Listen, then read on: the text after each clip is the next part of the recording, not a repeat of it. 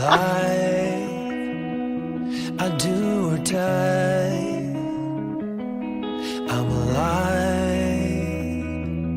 Do or die. I'm alive.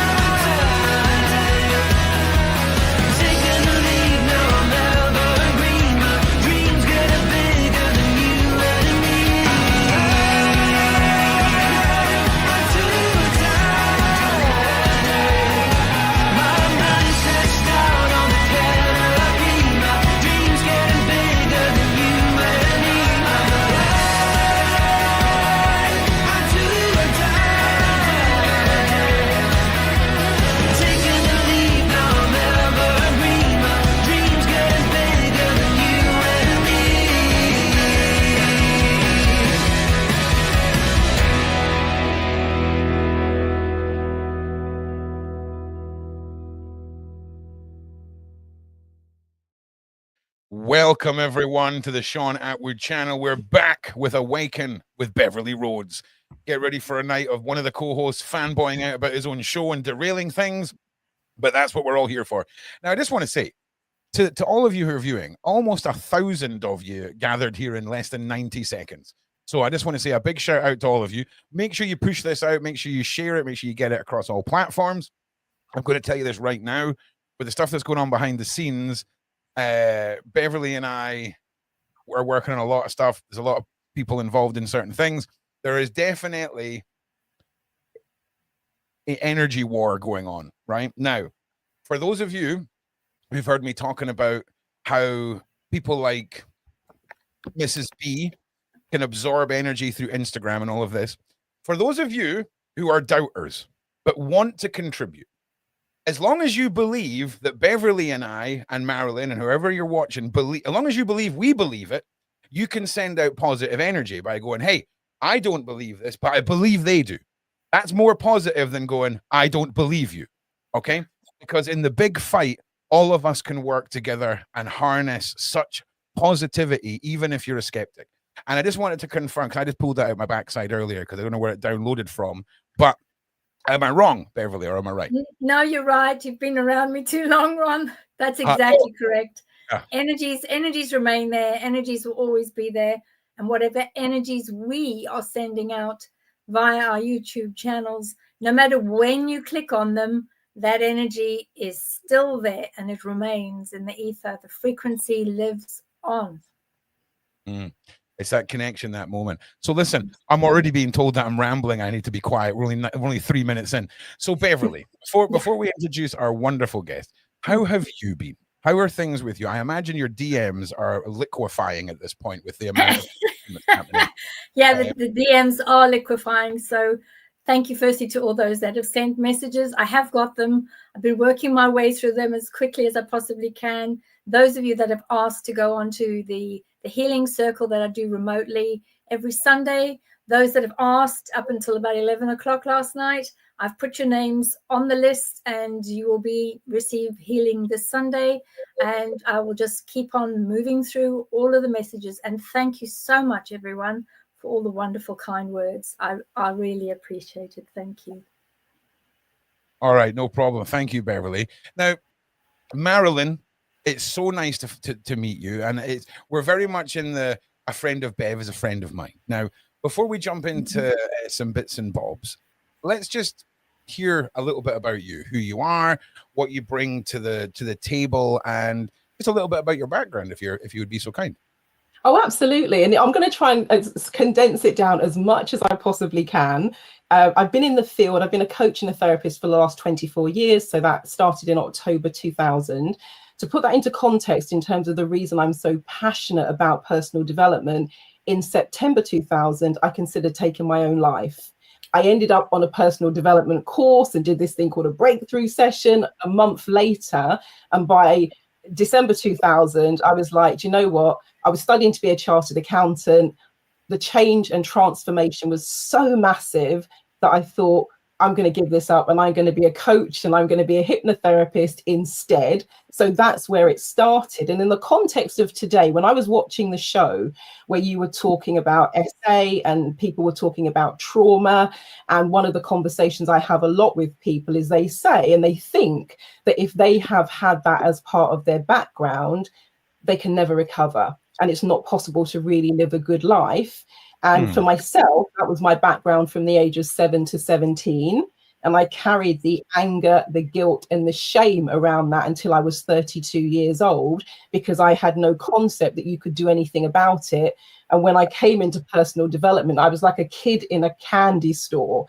So I'm trained in about 20 different modalities now: NLP, hypnosis, timeline therapy, Hawaiian Huna, EFT, past life regression, future life progression, archetypal profiling, accelerated learning, you name it, tarot, Reiki.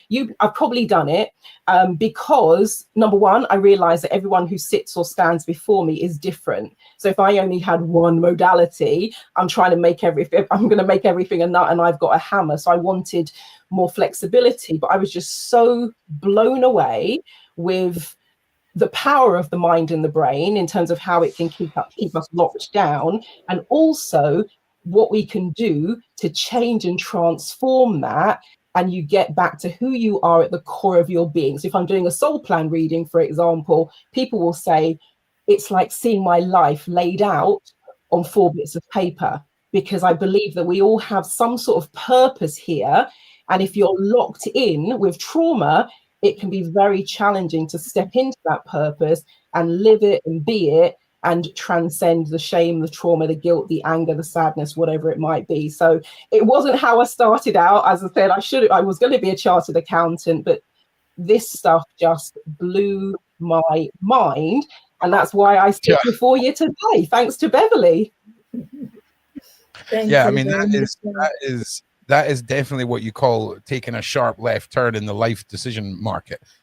A chartered accountant to Jedi. I mean, it's an interesting one. Well, listen, what I'd like to just discuss with everybody first is, I just need to check something as well. 1 second. Okay, we've got a little bit of feedback. I'm just going to try and fix the wonderful Beverli Rhodes' sound settings. Oh, it had to be me, didn't it? Had to be me, because the energies are all over the place. I'll try and reel it in for you, Ron, so I don't muck up all your tech. It's weird. It's a new one this time. It was a mic. It's as if there's something stood in front of you or behind the computer, and it's just getting a bit. But I fixed it because I'm a nerd. Okay. Listen to that quality now, ladies and gentlemen. I nearly said it's behind you because you got your Christmas background up. Yeah. Oh, listen. Do you know what this is? This is a wall, mate. All right, it's a wall right there. It's a small space. Who is phoning me? Oh, hang on a second. The wonderful Jaguar Wright is just calling. Wow. Always want to hear what Jaguar's got to say. Oh dear. And Beverli, while Ron is having a chat, just to say thank you so much for the invitation. I really appreciate it, because for me, this topic and having people know, because when I say to people, yeah, I was SA from age 7 to 17, they was like, no way, I wouldn't have guessed. And I'm like, and that's exactly my point. You wouldn't have guessed because it no longer defines who I am. It's just one of the things that happened in my past. And I don't say that to be dismissive, because trust me, as I said, until I was 32, I was going through the mill. But it was like, oh my God, it's a revelation that this can even be possible. So I really thank you for the opportunity to be here today and to have a chat, answer some questions and see where the conversation takes us. Yeah, and I think you're very right, Marilyn, by saying that, because initially it does define you as a survivor. I think we're all just so happy to have survived and come out the other side. But then as time ticks on and as you get older, you think to yourself, can I heal from this?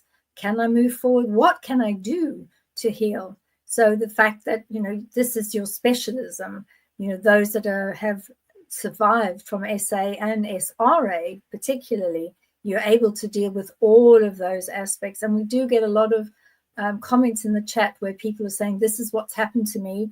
Who can I go to? Who can I see? And that's why I thought, well, I know Marilyn does all of this, so I'm going to ask Marilyn on the show, and maybe you can give later for our viewers some tips, some techniques and things that they can do at home so that they can start feeling better about themselves and they can allow themselves to sorry heal. to interrupt. Jaguar just wants to say a quick hello to Miss Beverli Rhodes and the side chat. There you go. On you go, Jaguar. Hi, Jag. Hello, you celestial queen. I love it. Oh my goodness me. What are you like? Yeah.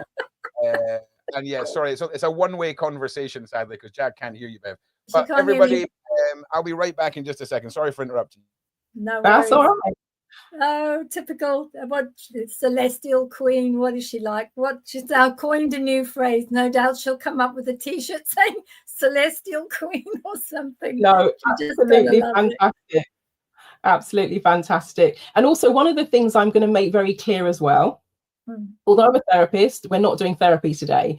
I'm not going to be hypnotizing people, but I would like us to kind of get into some of that conversation because people often have a fear around hypnosis. True. It means that you're out of control. Is somebody controlling your mind and all of those sorts of things? So I always like to demystify it a bit and also kind of point out the ways in which hypnosis shows up, it scarily shows up in our everyday lives and people don't even notice it. So I'm always saying that as a hypnotherapist, it's not like the stuff that is happening to you almost subliminally every single day when you're out and about, billboards, TV ads, radio, social media, friends and family, because many people I speak to, somebody has said something to them in the past and they've carried that and they've bought into it. You know, even something as simple as, oh, you're so clumsy, or you'll never amount to anything, that then wheedles its way into their brain. And then they almost self-hypnotize, and that becomes a limiting belief, and it becomes the filters through which they see the world. And so demystifying hypnosis is always very interesting to me, taking some of the fear out of it as well, because with things like, it might be a slight tangent, but if we talk about things that have allegedly happened with something like MK Ultra, for example, and all of these weird projects, hypnosis and NLP were a really big part of those programs. And some of the absolutely. And so I get why people have a fear around it, because if that's the context in which you've learned about it, of course, who on earth would want to put themselves in that position of potentially being vulnerable? And I feel that it's a privilege and a pleasure for people to trust me with their, with access to part of their mind and their psyche. Yes, and I think that's very true. I think demystifying the hypnotherapy and the hypnosis side is key, because sometimes it does get a very bad reputation, and we do need to start moving away from that so people can live their best lives. I'll be honest with you. I went to a Darren Brown live show, and I will never, ever go back to that man's shows. I actively avoided him in the bars during the Edinburgh Festival because, mate, you can sit there on Channel 4 and tell me you're not a I'm not a magician. I'm not a magician, but I'm telling you now, Beverli, I'm a control freak, right? I do know. And I cannot explain where 6 minutes of my life went, right? Oh dear. During his show.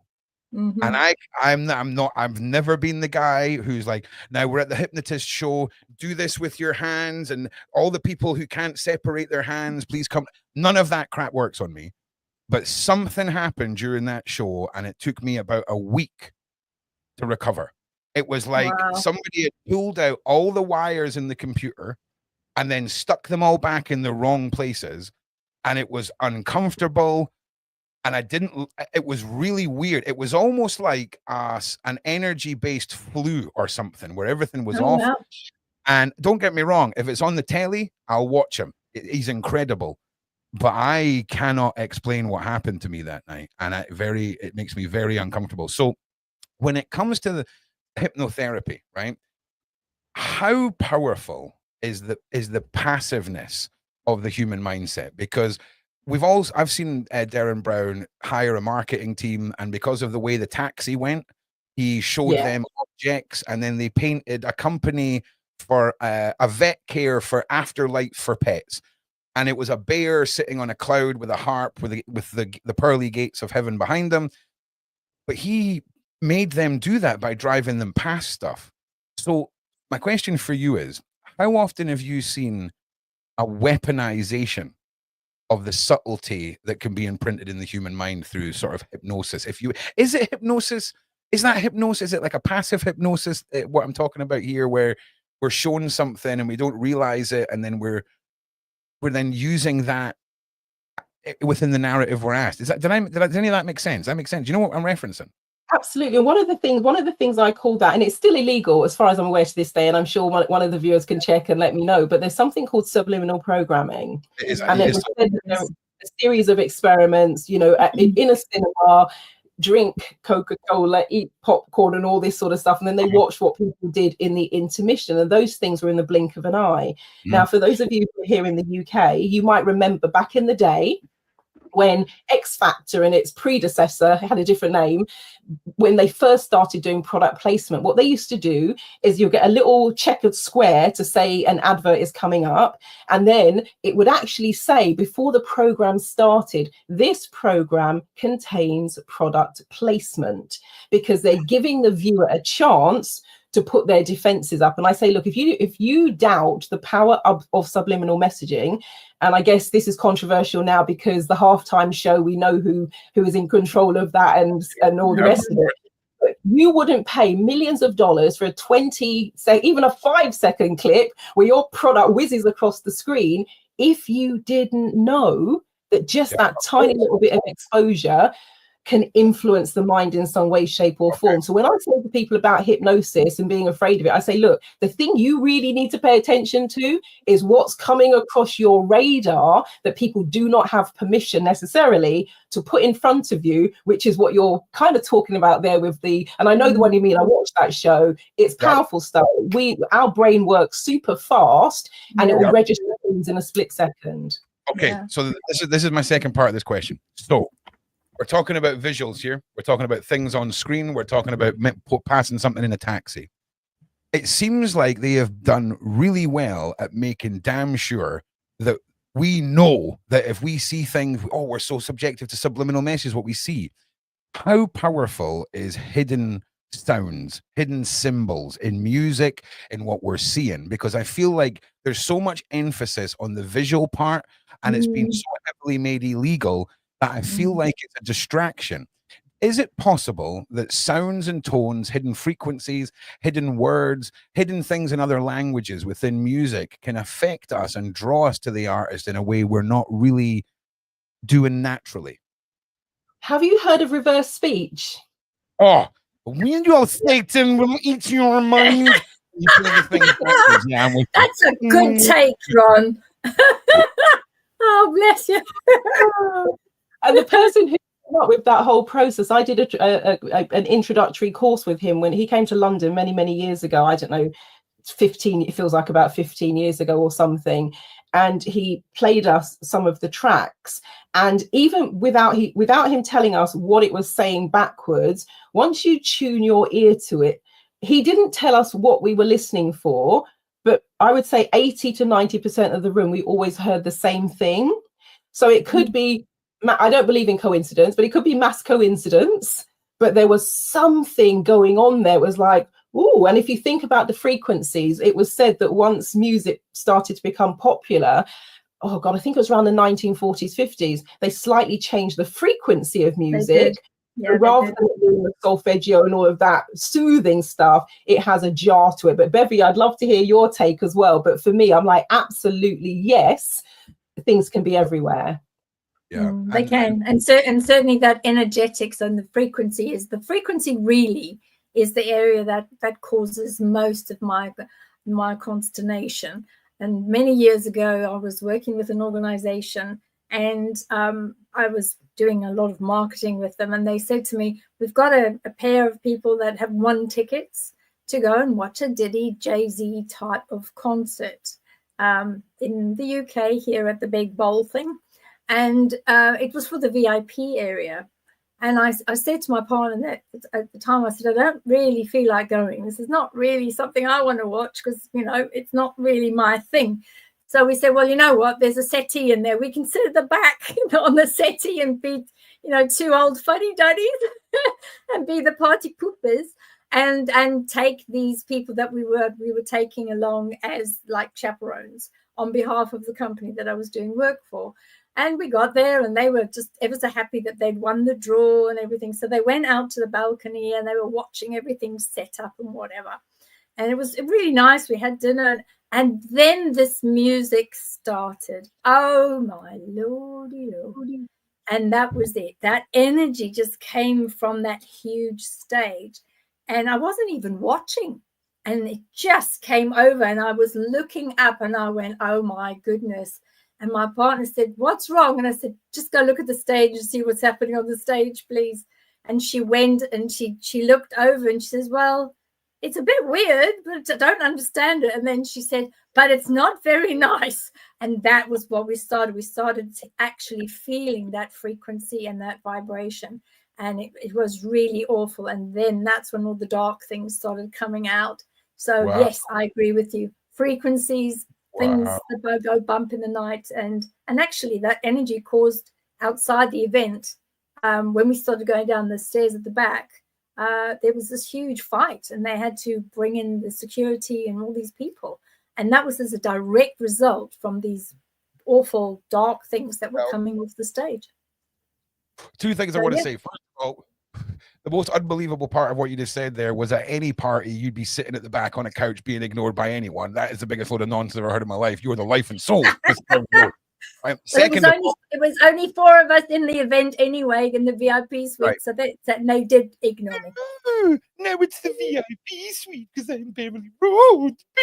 Right. So listen, so I've set you up here for a little bit of a counter question, right? So, isn't it interesting that during television era, where they were the ones in control of the media, we can't have subliminal messages, right? Mm-hmm. But look at how much fan-based content that isn't governed, isn't inspected. And if you had a budget and you were, say, I don't know, somebody whose name rhymes with Shmi Shmonshme, right? Who, is married to Jay-Z, right? Mm-hmm. If you wanted to put out witchy style laced audio, symbolism, whatever, you would just create accounts that are bot-based, AI-driven, and they look like fans. Okay, so who's checking up on every account in the internet ever for subliminal messages that could be captivating an audience? Exactly. No one. So it's interesting because we often just look for a check mark and assume that's who is part of the celebrity group or whatever. But when we look at weaponizing subliminal anything, there has never been a time more dangerous, because there's so many people that there's Facebook mums there's a whole Reddit page that's called, I think it's AI Mums Fooled or something like this. And it's all the mums on Facebook reacting to fake AI stuff that they think is real, like Ratatouille 3 and stupid stuff like this. Stupid. It's not even like fake news. It's just stupid, right? But it's incredible when we just talk about fake AI. It's funny. But when we talk about, say, what looks like a 20-year-old girl talking about a Beyonce concert, and there's something playing in the background and we don't know what it is, and then it's targeted directly at an age demographic, and all of a sudden we don't know why there is this celebrity worship. Well, I'm trying to convince you people that nothing happens by accident, and energy warfare is completely real, and we're all in the middle of it all. So just pay attention to what you see online, because just because it's not come from the creator doesn't mean it's not part of a bigger plan. And Ron, one of the things I'd say about that is this is where your intuition comes into it and your inner wisdom. I trust mine implicitly. And if I get a vibe, a sense that I don't feel, a bit like you, Beverli, say, I'm not really sure, we'll just sit on the sofa at the back and, take a step back. For me, I really pay attention. Not to the point where it's run my life. I'm like, oh, my intuition said I can't, get up to. It's like, no, come on. We've got free will and all that stuff. But when it comes to what do I want in my energy field and what do I want to let into my head and into my brain, I trust my intuition. If I get a bad feeling and a vibe, I'd be like, I don't think this is for me. Thank you very much. Yeah, I'm Mm. just so lucky that all my previous incarnations were really smart and I've got all their knowledge.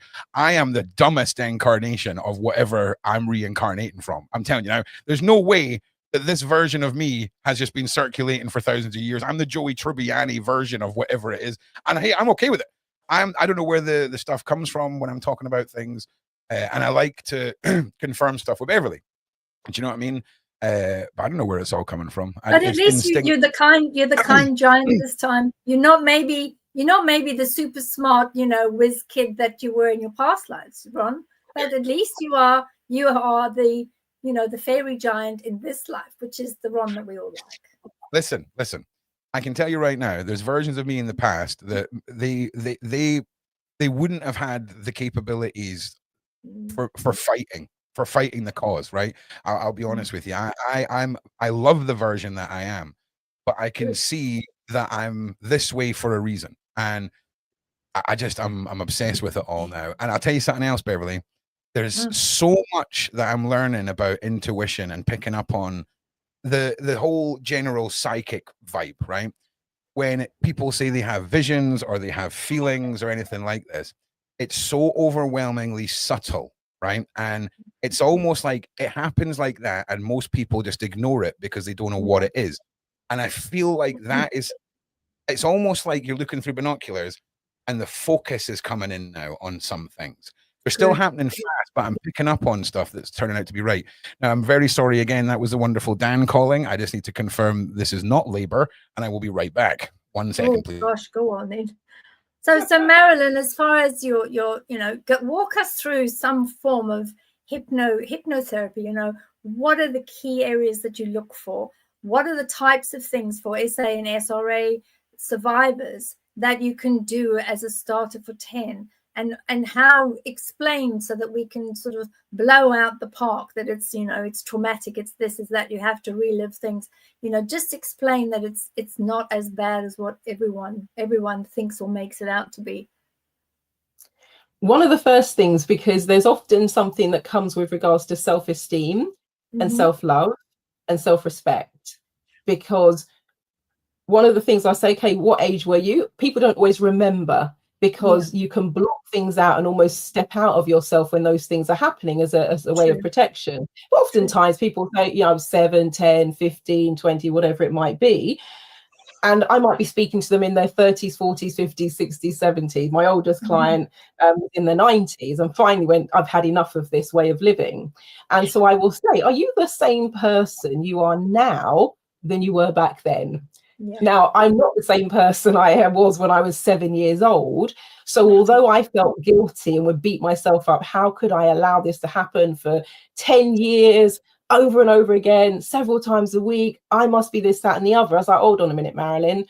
I'm not the same person I was when I was 7 years old. So I've got to cut myself some slack and say, at that time, I didn't have the resources that I have now. So that's one of the things in terms of that. There's also the guilt piece that oftentimes survivors, and I call them thrivers, because I want people to thrive after all of that happens. Yeah, I like that.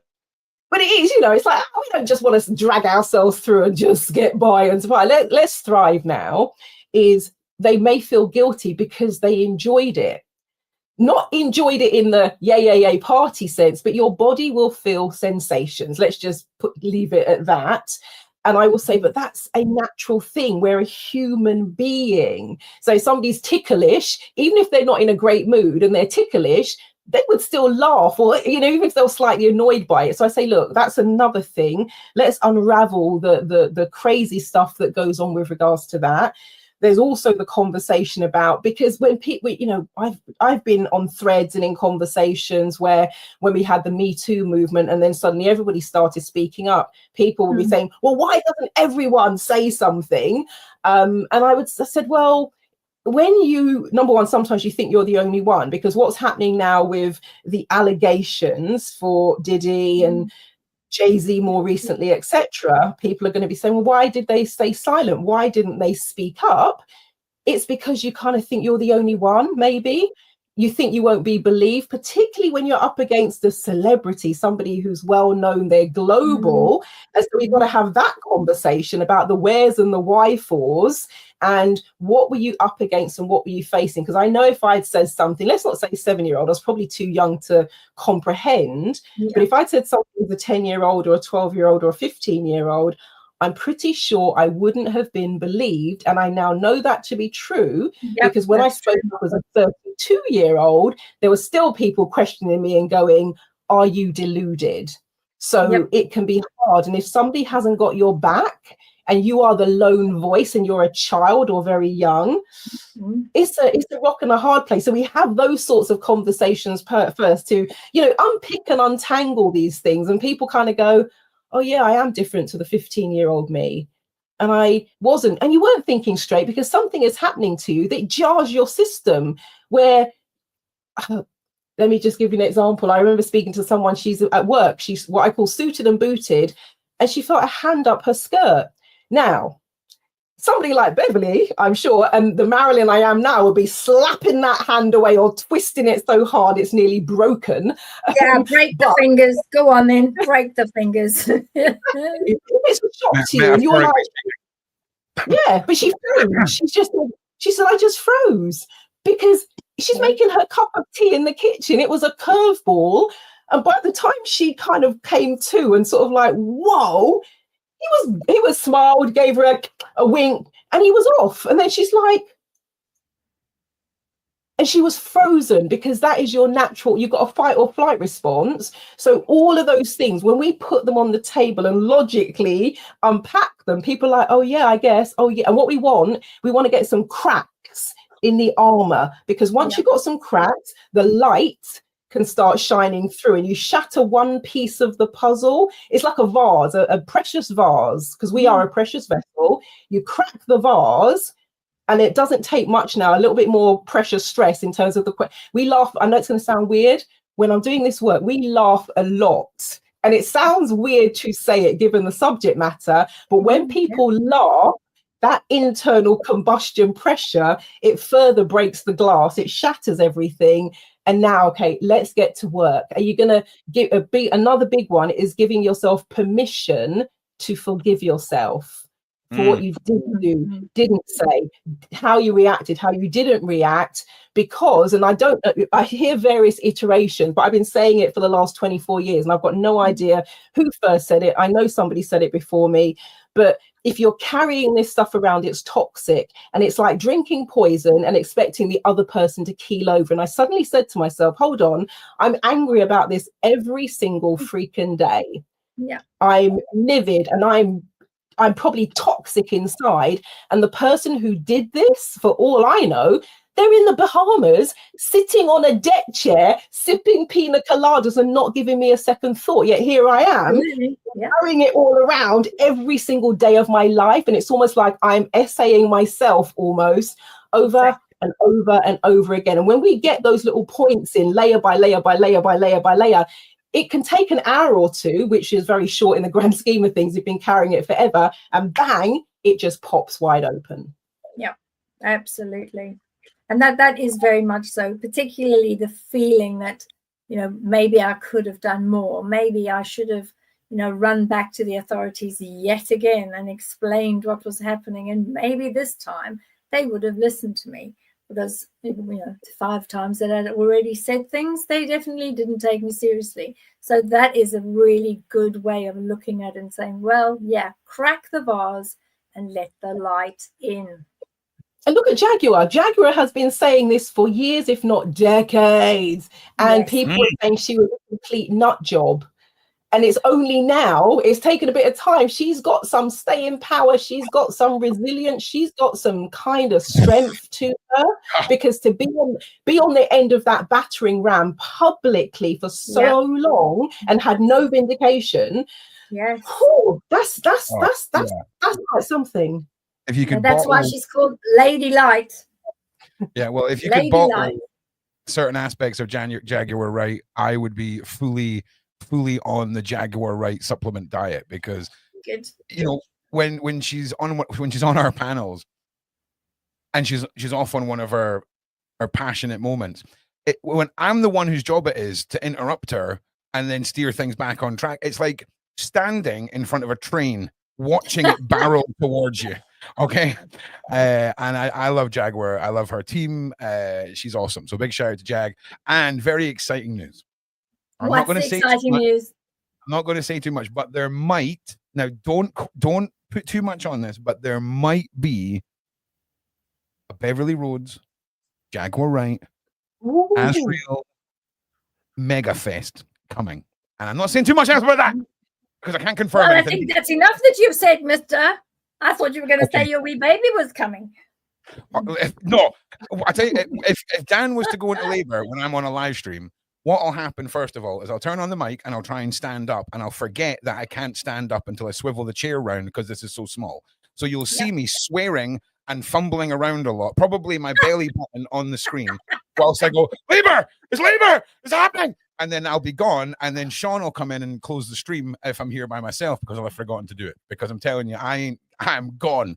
That's the information you'll get, and then I'll be back. And then that's also allegedly. Let's hope you're with me, which will be good because I can send some calming energies to you because, buddy, you're gonna need it. Oh, listen. Do you know what's really annoying? I would love it to be tomorrow, but my new cooker arrives tomorrow. And it's annoying, right? Because I would like the 12/12/24 birthday. Absolutely. Because I would start birthday. conspiracy theories about my own child on Reddit and just watch them snowball over the years. But she'll be here. She'll be here. We can't wait. We honestly can't wait. And Dan's only like 5'2", right? And she looks like she has a 2-year-old inside her stomach, right? It is so funny. She's so done. And I'm lucky that there's not such a thing as the purge because I would have been purged by her by now. So I just want to say at this stage, everyone, please like and subscribe and share. Please push this out.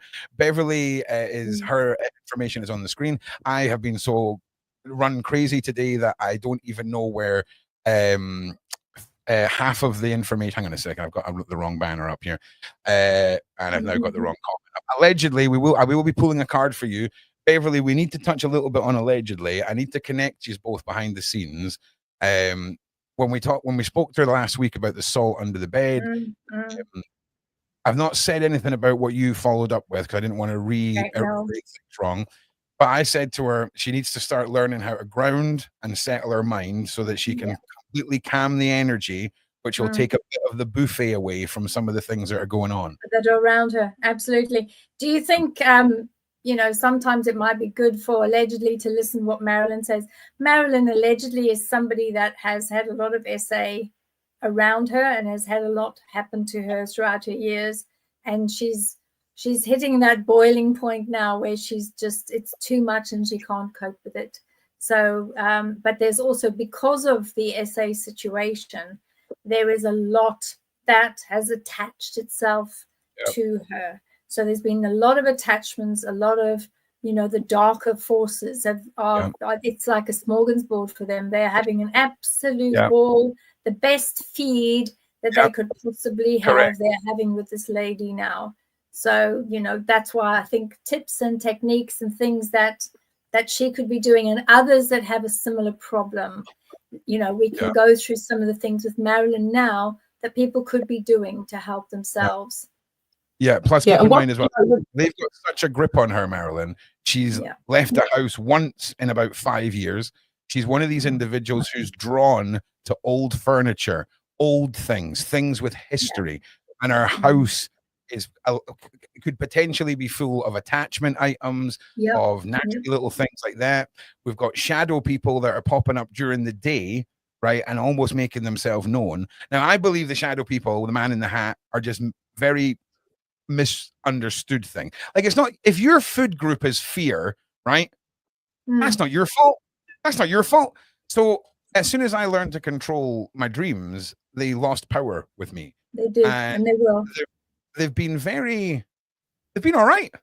Like, my interaction with them have been all right. There's no negative with them. It's very odd, right? So for me, I don't know if they're part of the buffet feed in or if they're trying to warn you about something. I don't know. But I'll draw some more cards today because the cards with allegedly have been freaky. And I'll say, Marilyn, I am 2 readings into my oracle card card journey. And both readings have left me with a sensation of, I don't want to play anymore. This is too real. You know, But- I've still got them here on my desk. I did a 12 card reading for a client today. Wow. Last year, I did the same thing for some people. And one of them emailed me in May because I did the readings in December last year. And she says, Marilyn, I don't even remember what I said because it comes out my mouth and it's gone. But she said, Marilyn, the thing you said was going to happen in May happened. 2 weeks later, I'm with a friend and we're in Watford in Castleberry Park at an event.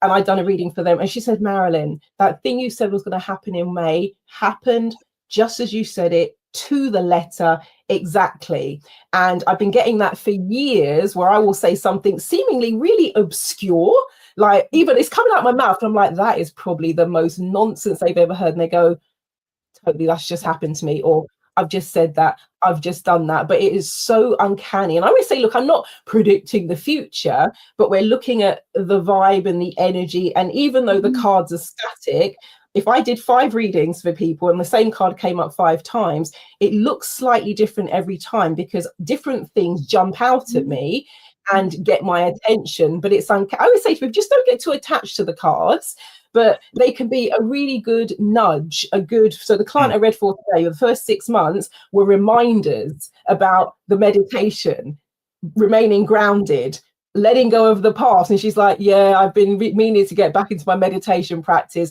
It's so uncanny, but I love it. And for me, and almost like the hypnosis thing, positive intention. I'm not reading for darkness. I am reading to empower and enlighten, provide some food for thought, and therefore that is the energy that these cards carry. Now, the cards I'm pointing at here are very controversial because the person who created these cards then had a complete turnaround, became a born-again Christian, and denounced everything. And people were burning their decks and throwing them away. And I sat and I said to myself, look, my clients love these decks. I've really enjoyed working with them. So do these decks carry my energy, or do they carry the energy of the person who is now denouncing them as the work of the devil? And I doused on that as well. I do like a bit of the old dowsing rod as well, just to be sure. But I know what I think and I feel. And I said, I will continue to use them. And I've got about 20 decks behind me, behind the David Bowie deck.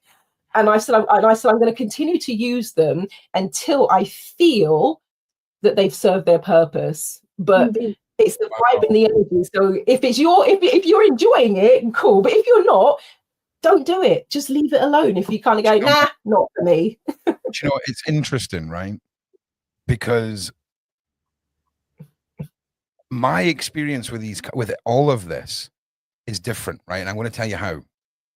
I never chose any of this. I never went online and learned about oracle cards or anything. I had a couple of oracle readings before, and I was like, whoa, this is like a really good way to get into the card mystics, right? Because it's not as complicated as tarot and things like this. It's very user friendly, if you will. Yeah. I almost have a very little interest in people coming to me and asking for readings. I find someone else. But I'm drawn to people who need help with things, right? And the whole process I'm using has come from somewhere, and I'm not looking it up or how to do it. And I'm just going with the flow, if you will. And it's almost like they chose me, and I'm just their tool. These aren't my tools. I'm the tool for this. And it's the crows. And the reason for this is I've got a very close connection with crows. Azria pointed that out in my DNA reading. And when I went on Amazon and typed in oracle cards, that was the first deck. So obviously I want to go with that. But I've got to read from both sides. Like, for me, I cannot do anything on this wavelength that doesn't take the light and the dark and then give the conclusion from the mix of the two. I don't know why I'm so up my arse about it. Like, it's obsessive with me about the balance and the good and the bad. And it's like, I don't get why it's so important. But listen to this, Bev. So how interesting, how accurate is this theory, right? In the whole spiritual war, right? Magic, demonic, off-worldish, all of that and combined to one. When it comes to people that have known each other and keep reuniting lifetime over lifetime, Yeah. what about this statement? It takes 2,000 lifetimes to make the knowledge needed to really defeat the evil you're up against, right? Because if it takes so long to gather up knowledge, I get to work against bloodlines that have got, maybe a longer lifespan than most. Mm-hmm. Is it possible that we're seeing, how we hear about prophets and it's the prophecy, it's the prophecy. Like, I feel like we're heading towards something that is preordained. And I feel like when we spoke about people being swayed off reincarnation, I feel like it's making sense to me that it takes multiple hundreds of lifetimes to get the inner secret knowledge developed, because you can't learn it all in one lifetime. Like, no, one you person can't. Definitely can not. become a damn expert in one slither of it in a lifetime. Okay. So if we've got 1,000 slivers and we've got that in our residual DNA, and we are now on like level 200, this is the last boss. We're about to complete the computer game. The 9-headed dragon is there. We've got Big Homie as the tank running in with his shield, taking all the damage. We've got Beverli. Yeah, he is the tank. No. I'm just like, more energy for Beverli, more energy for Beverli, more energy for Beverli. Slap a card out, cast the card meanings upon the 9-headed serpent. Like, I feel like that's kind of where I feel things are going. Right? I'm not asking you. It is because the cabal and some of the other energies, and I know Marilyn has felt this too, is that the cabal energies and the energies that are part of the elite that are running the shop at the moment, and the argument between the dark and the light forces, there are so many people that have got all those slivers, as you said, they're all coming through into one.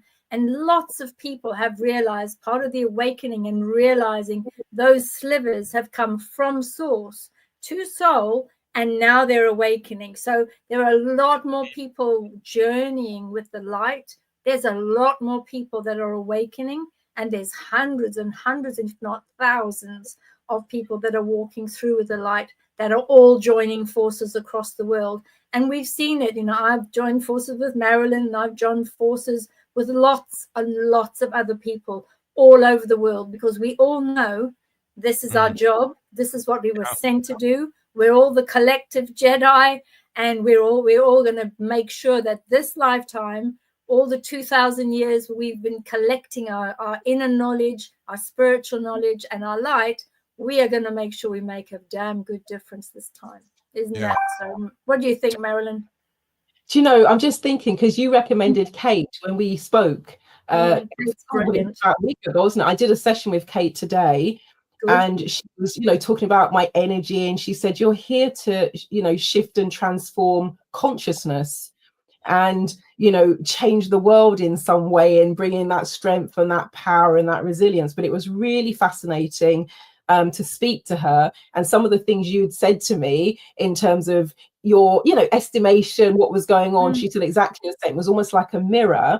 And as we're talking, I'm thinking, my God, the stuff that Kate is doing with attachments and releasing, the things that you're doing with the remote viewing, the things that I'm doing with the brain and the mindset, the wonderful things you're doing with, that I was watching the other day in terms of, the readings, the soul and the protection and all of those wonderful things. It's almost like, and this is what Kate was saying today as well, it's our time. The world is almost shifting on its axis. And I know we're going to do another show about Huna, but there's one of the sayings of Huna is those who are meant to live Huna in this lifetime will find it.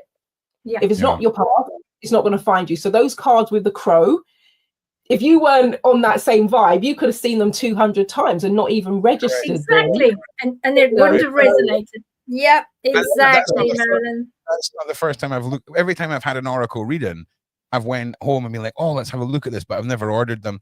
But when we talk about things that make things manifest, I've got a dark passenger, and when you humans do not press the like button, I will manifest and haunt your souls. Press the like button and share the stream, or I will visit you within the realm of shadows. All right. So please like and share. How to scare everybody in 3 easy lessons. Yeah, listen. I'm all right with him. Okay, he's a good guy. He's just listen. Dan's even got used to him. He was, because when I was through here the other night, he was like, "Oh man, there's some shadow walking about in here. It's no bad vibes or anything." And I'm like, "That's Alan. Don't worry about Alan. He's just doing his thing. Alan. It's just Alan. Listen, it's all good. As long as you're on Alan's safe list, Alan is a nice guy." But I tell you what, the other night there, something really upset me. And Alan, you know, when you pick up a cat that doesn't want to be picked up and it just starts. Yeah. And it's the back legs and from here to the bottom, to where my knees start and down my thighs. That's what Alan felt like. He felt like he was trying to rip his way out. But I'm so in control, I didn't let him disappear into someone's room to scare the living crap out of them. And I think that's all testament to you, Bev. I'm trying to be a better person. And in response to Ron gets a question in his head, which I'm assuming is being sent from someone for me to ask Bev about, because to me, this isn't a show. It's a university, and we're all in class when Beverli's here. And if you don't like it, I'm very sorry. Keep in mind, I'm so obsessed with this. It was originally a 1-hour weekly show. It is now a minimum of 2 hours, at least twice a week. And Beverli and I are, Beverli's waiting very patiently for me to get Patrons launched. And I'm getting there. Please don't be disappointed in me. I couldn't handle it. Please, I'm not swear. disappointed in you. You've got a big baby on the way. Don't be silly. Yeah, but at the same time, don't make excuses for me, because I need to get my finger out. But listen, make sure you like and share. Thank you, everybody. Now, I want to just touch quickly on some of the things that Big Homie said. Now, Bev, Big Homie said that Marina Abramovich follows around Beyonce. This was his words. She's specifically there to cast a black cloud so that people like Beverli cannot see her. What was it you said about Beyonce when you originally tried to remote view her? Well, I did. You go back and watch what I said. What I said was it was hard to actually get to her. Easy enough to get to her when she's just Celestine, but also at the point where that thing was with her, when she turned around and she looked at me, it was a case of, well, actually, I don't want you near me. You're not welcome here, and you're not allowed to look at me. And that was definitely part of it. So the Abramovich energy is definitely, she's doing her job, and I'm sure she's getting paid handsomely for it. I need to ask you a question. Marilyn? One more question, Marilyn. I'm sorry, Marilyn. Okay. I'm sorry. I need to get this out. So when we have someone like Abramovich, I believe she is worshiping a deity, evil deity, right? So let's look at Christianity and how you worship Jesus, right? In the same way you would worship Jesus, she worships something, right? But there's another group of people who mention a demon called Baal. Now, I believe that's the one from Solomon, and that is something you manifest and make a deal with. It's those are two different things, right? Two different things. But free will, I believe the Baal team, they need you to come across with free will. They couldn't take you and make you sign something. It has to be free will. And I'm just asking if that's kind of correct. But with Abramovich, it is correct. They can't. One thing here on School Earth is. Sorry. Are you running? Okay, he's running. We better watch him. Wow. Oh dear. What did I just say 5 minutes ago? What did I say about this baby? Oh dear. So let's go on, and then we'll see if he comes back. Oh, there he is again. School Earth. We know that free will is radiating across the Earth's surface. Yeah. And as human beings, we all have free will. And unless we actually allow and enable, we won't be able to allow these things to come in and do their worst. Yeah. Apologies, everyone. I forgot I ordered a slushie, and that was the guy delivering the slushie to the side door. And he knocked on the door, and I swear I thought that was it. I thought it was all over. That was it. And we were thinking we were going to be disappearing and you were going to go. But no, there we go. I'll be honest with you. I'm sure you could shoot me in the head whilst you threw me off a bridge. And until my mission is over, everything's going to be fine. Way too confident. Jumped out my damn skin. So you can confirm the difference between the Baal and the Abramovich. Now, when it comes to sacrifice, when you research sacrifice throughout history, most sacrifices, there's two kinds. There's like the Aztec, style and all this, but then there's also the side where you have to be willing, right? And the willing of being a sacrifice. When it comes to the Abramovich side, do they still need that willingness? And is that why there's so much use of substances? So if I was to get you drunk, Bev, and then you agreed to do something you wouldn't do because you were drunk, is that still you being willing in the eyes of the deity? Well, yeah, in the eyes of those things that will remain nameless. Yes, that is, because they need the breath, and they need you to be able to say, they need you to be able to say, yes, I agree to this. And whether it's due to substances, or whether it's due to lack of food, or lack of water, dehydration, or anything, doesn't matter what it is, as long as they can get you to the point where you agree, then that is you defining your free will. Yes, I agree to this, and I will give you anything in order to eat, or anything to have a drink of water, that sort of thing. Or to make it stop. Hey, listen, all you've got to do is be willing, and it'll all end. Man, I'm sorry for derailing everything, but that is massive. And again, thank you to whoever's sending this to me, because it ain't me. I ain't researching none. All right, anyway, let's try and get this back on track. I'll try not to derail it anymore. But these ladies, Marilyn, these ladies within this world, okay, this magical, demonic world, have you ever encountered individuals that resonate just pure evil? It's like there's the good, there's the bad, there's the slightly bad, there's the naughty. But when we talk about true evil, these are the kids that drown kittens and then grow up into adults, lack of empathy, incapable of love. I believe if you're born without love and empathy, you are the perfect breeding ground for demonic hate. And that level of blood magic is just horrible. Have you ever encountered anyone, heard stories or anything like this? And I imagine, and I don't be too specific, but I imagine some of this may come from survivors recounting things to you. But if that is the case, is there anything you can touch on? There's one of the things, it's almost like people would describe it as someone is stone cold. Now, back in the Caribbean, they'll say like my soul doesn't take to them, in terms of you meet someone and for whatever reason, for me, it's normally in the solar plexus. So it kind of turns the stomach a bit and you're just like this. I don't feel the vibe of this person. I've had that a few times. And there was someone that wasn't a woman, it was a man, but I met them many years ago. They were the life and soul of the party. Everybody was fawning over them. And I just almost felt sick to my stomach. So when they came towards me, I was, very polite, very nice to meet you, But I would always deflect if they asked me to do something, to collaborate, etc. And it's to the point, about 5 years in, I'm like, what on earth is my problem? Why don't I, what's going on? And it wasn't until about 10 years later that I actually found out they were they were, treating people very badly. And I was like, oh my gosh, it makes sense now. So when I said about the intuition and trusting that, in terms of, I just get a vibe that I do not really want anything to do with this person. There was no logic to it at the time. Yeah. And I'm guessing many people will go in. It's almost like somebody walks into the room and it's almost like they bring the darkness with them. They bring the cold energy with them. And you can't logically explain it. And in terms of the senses that we rely on, the basics, it doesn't make any logical sense. But then I'm saying, well, does it make energetic sense to you? And just trust yourself. A bit like I remember I was in the park one day and a man, I was meditating, I was resting on a tree, taking in the sun, and somebody came up to talk to me, and it was just weird. And then I said, anyway, I'm going to head off now. And he said, oh, I know a really lovely spot round here if you want to relax. Beverly's face, every bone in my body said, do not go anywhere with this man.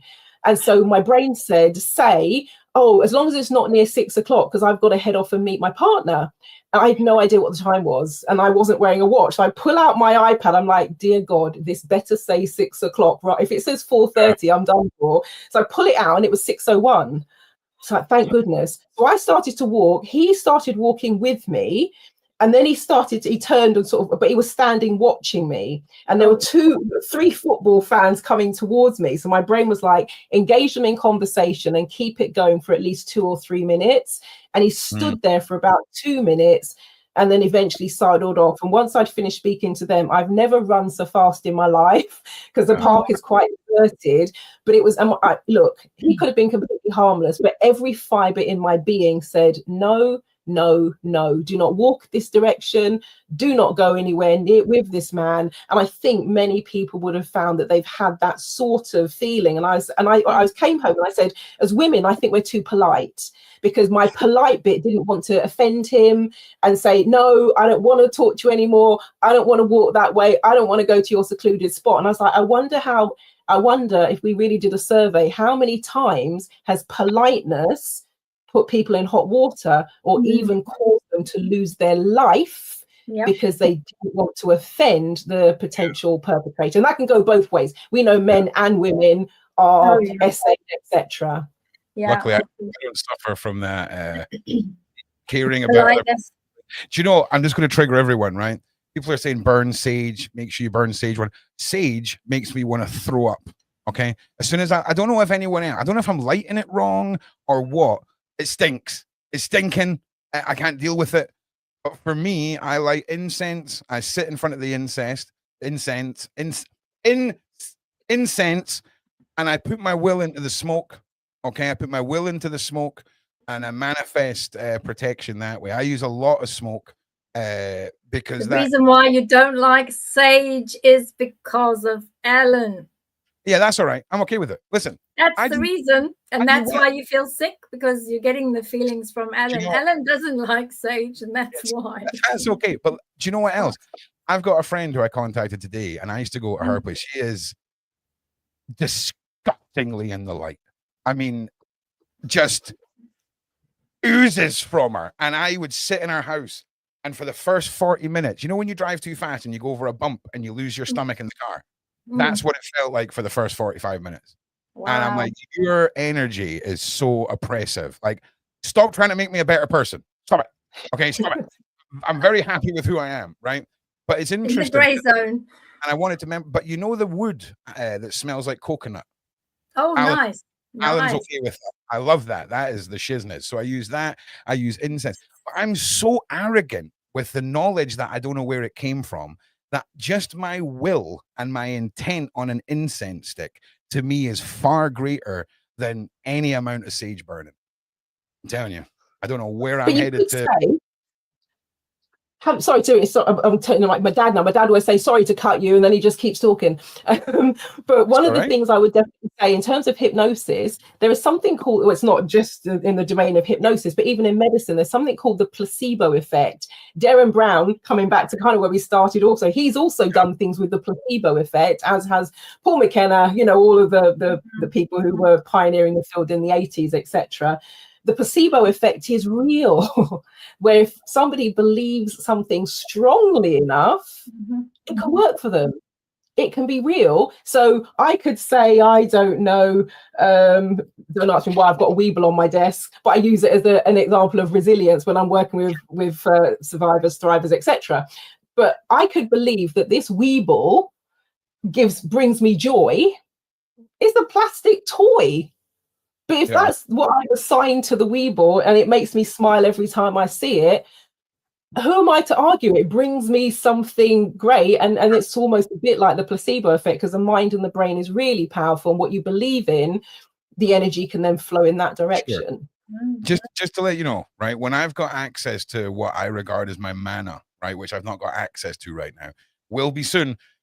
You're dealing with somebody who has visibly shaped his own reality and path, okay? And I get your connection to an emotion and an object and things like this, and I get that analogy. It's so much deeper than that. But I get what you were saying at the surface level, and again, I don't know where this is all coming from. Like I say, I've not learned anything. I just sit down and I do things, and it's quite mad. That's the maddest thing that I rarely talk about, is the bending reality to your will, right? Is shaping a path for yourself, because it sounds mental, right? It's the last stage of discussion for me because I've just not verbalized it properly yet. But it's you'll see it. I'm even happy to demonstrate stuff when I've got access to my mana again, which will be soon because Which will be soon. living But among the light. universal ordering is Yeah. key, especially right now. You know, we're moving into, as Marilyn and I realized this year, that it changes. That whole 16-year cycle ends this year. And next year, 2025, we start on this amazing, you know, extended light journey. And we can start utilizing the universal ordering. And if we start with those energies now and we start learning those tools and techniques of how we can engage our DNA, we can also make sure that we get our DNA to a point where we're happy and we're balanced, and then we can activate. And we will then actually allow a better life for ourselves next year. And we will start attracting all that super energy and start creating the life that we deserve, because we'll start sending that out into the universe. So what you're saying, Ron, is not unusual, and it's definitely something. It's a learned skill, but everybody can learn that skill. Yeah. Marilyn, have you got any tips on, you know, things for people that have you know, thrived, from survive to thrive, could actually utilize in their day-to-day life as they say, survivors? Absolutely. And I think what abundantly empowered in terms of saying intention is powerful, and everything is energy, is absolutely true. And there's a part of the brain called the RAS, the reticular activating system. The way I describe it is like a magnet. You tell that part of your mind and brain what you are looking for, and then it starts to notice it over and above everything else. And I remember years ago, I was doing a big talk. We've got a convention center here called Kensington Olympia. So for those of you in the United States, this will be like your big exhibition centers. And I was on stage and I said to the group, and it was something called the Vitality Show. So this is about health and well-being and all the rest of it. And I said, look, if you want to play the game, look around the room and just look at everything that's red, and then close your eyes. I'm going to ask you a question. I said, if your eyes are closed, your mouth can move, but if your eyes are open, keep your mouth shut. So everybody looks around the room and I say, okay, close your eyes. And I said, now shout out everything that's green. There's like 3,000 people in the audience. There was silence for about 10 seconds. And then somebody went, apple? And when they opened their eyes, it was predominantly green, avocados, apples, trees, green juice, you know, and everybody fell about laughing. I said, because I slightly misdirected your mind.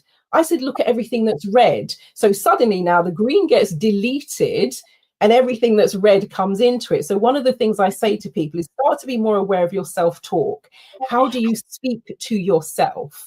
And my analogy for this is, if I say, do you have children? They might not. Do you have nieces? Do you have nephews? Grandchildren? They might say no. I say, do you know anyone that is a young person that you like? Or do you have a cat, a dog, a rabbit, a budgie, whatever? Do you have something small and precious and maybe slightly vulnerable that you care about? Pretty much everyone would go, yes. And I will say, how would you speak to them? Would you speak to them in the same way that you speak to yourself, both internally and externally? They always say no. And I say, if you wouldn't speak to them harshly, you know, let's say a little child gives you a flower. You might want a big bouquet, but this little child has picked you one flower and given it to you. You're going to go, oh my, well, if you're a nice human being, that is so beautiful. Thank you so much. You're not going to go, well, where's the bunch? Because the child is just slapped down immediately. You'd go, wow, that's amazing. And then when they get their hands get a bit bigger, they bring you a slightly bigger bunch. And then when they've got a credit card and they're away at university, the door knocks, it's into Flora. There's your bunch of roses. Don't mind if I do. But when people speak harshly to themselves, it's like constantly slapping themselves down. So the first thing I'd say is just notice your self-talk. Notice how you speak to yourself internally and externally. Just notice it. Don't do anything with it. Just notice it. Once you've maybe had a couple of days of noticing it, you then say to yourself, is that what I want? So people might go, oh, I'm such an idiot. Do you want to be such an idiot? Generally speaking, no. So I say, once you notice it, third round is treat it like a coin. On one side of the coin, there's I'm such an idiot. What's the opposite? What would you, if you weren't an idiot, stupid, disgusting, whatever it might be, what do you want instead? And you figure out the other side. And then phase number 4 is you notice these thoughts coming up. You kind of go, not this, this, not this, this, and you flip it over in your mind. You only have to do that half a dozen or so times before your inner mind steps in. You'll go to have the thought and your inner mind goes, a bit like you were doing Bev with the sage. I'm thinking of Jurassic Park now, number 1. But your brain comes in and goes, hold on a minute, is that what I want? And if the answer's no, it's just going to take like 5 seconds, if that. Flip that thing over and say, if I don't want to be that, what do I want to be instead? If I don't want to be disgusting, just start with okay. And what's one thing about myself that's okay? Or what's one thing I could do today that moves me closer to being okay? Because if you're trying to go from I'm disgusting to I love myself, that's a little bit of a bridge too far for many people. It's like taking a hot dish and putting it on a freezing cold in the freezer, or taking something out of the freezer and putting it on a hot plate. Too much. Shatters the system. Too happy clappy. But if you just go from I feel disgusting to I feel awful, and from I feel awful to I feel a bit crap, and I feel a bit crap to eventually I feel nothing, the neutral point is a good place to be. People don't appreciate that. When you're at that neutral point and you almost don't feel anything, you're a bit numb. Now we've got a jumping off point. We can either go back to where we started, or we can say, okay, what's the next step for me? If I'm feeling nothing, what do I want to feel instead? Well, I want to feel something. And if I were to feel something, what would it be? Well, God, a little bit of happiness wouldn't go amiss. I have a bit of a laugh. And if you've had a bit of, and it just keeps rolling from there. So take it in stages. Observe, notice, become aware, slightly challenge yourself, and then get your mind and your brain to work with you and start flipping these things over.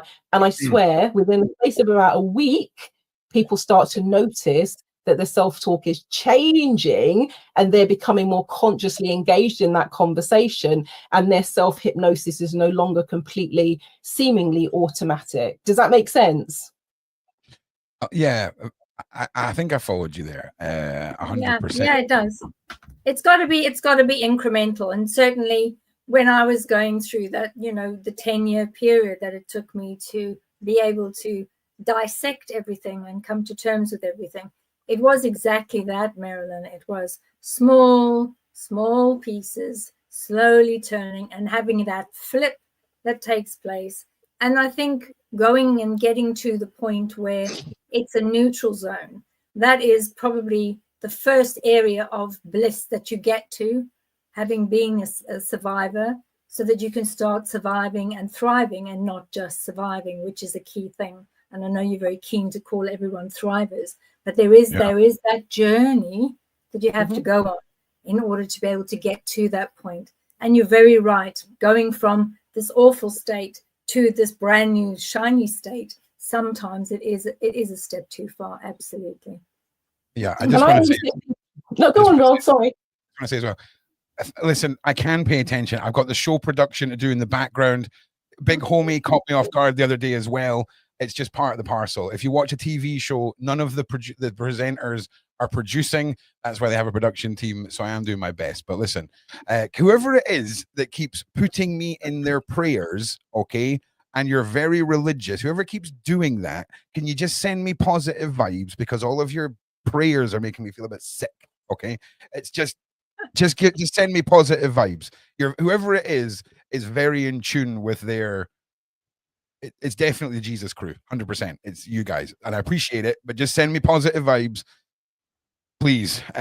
So can we have a look at the Jay-Z energy, and certainly some of the survivors that have been involved with, or alleged survivors, shall we say, so that we are politically correct.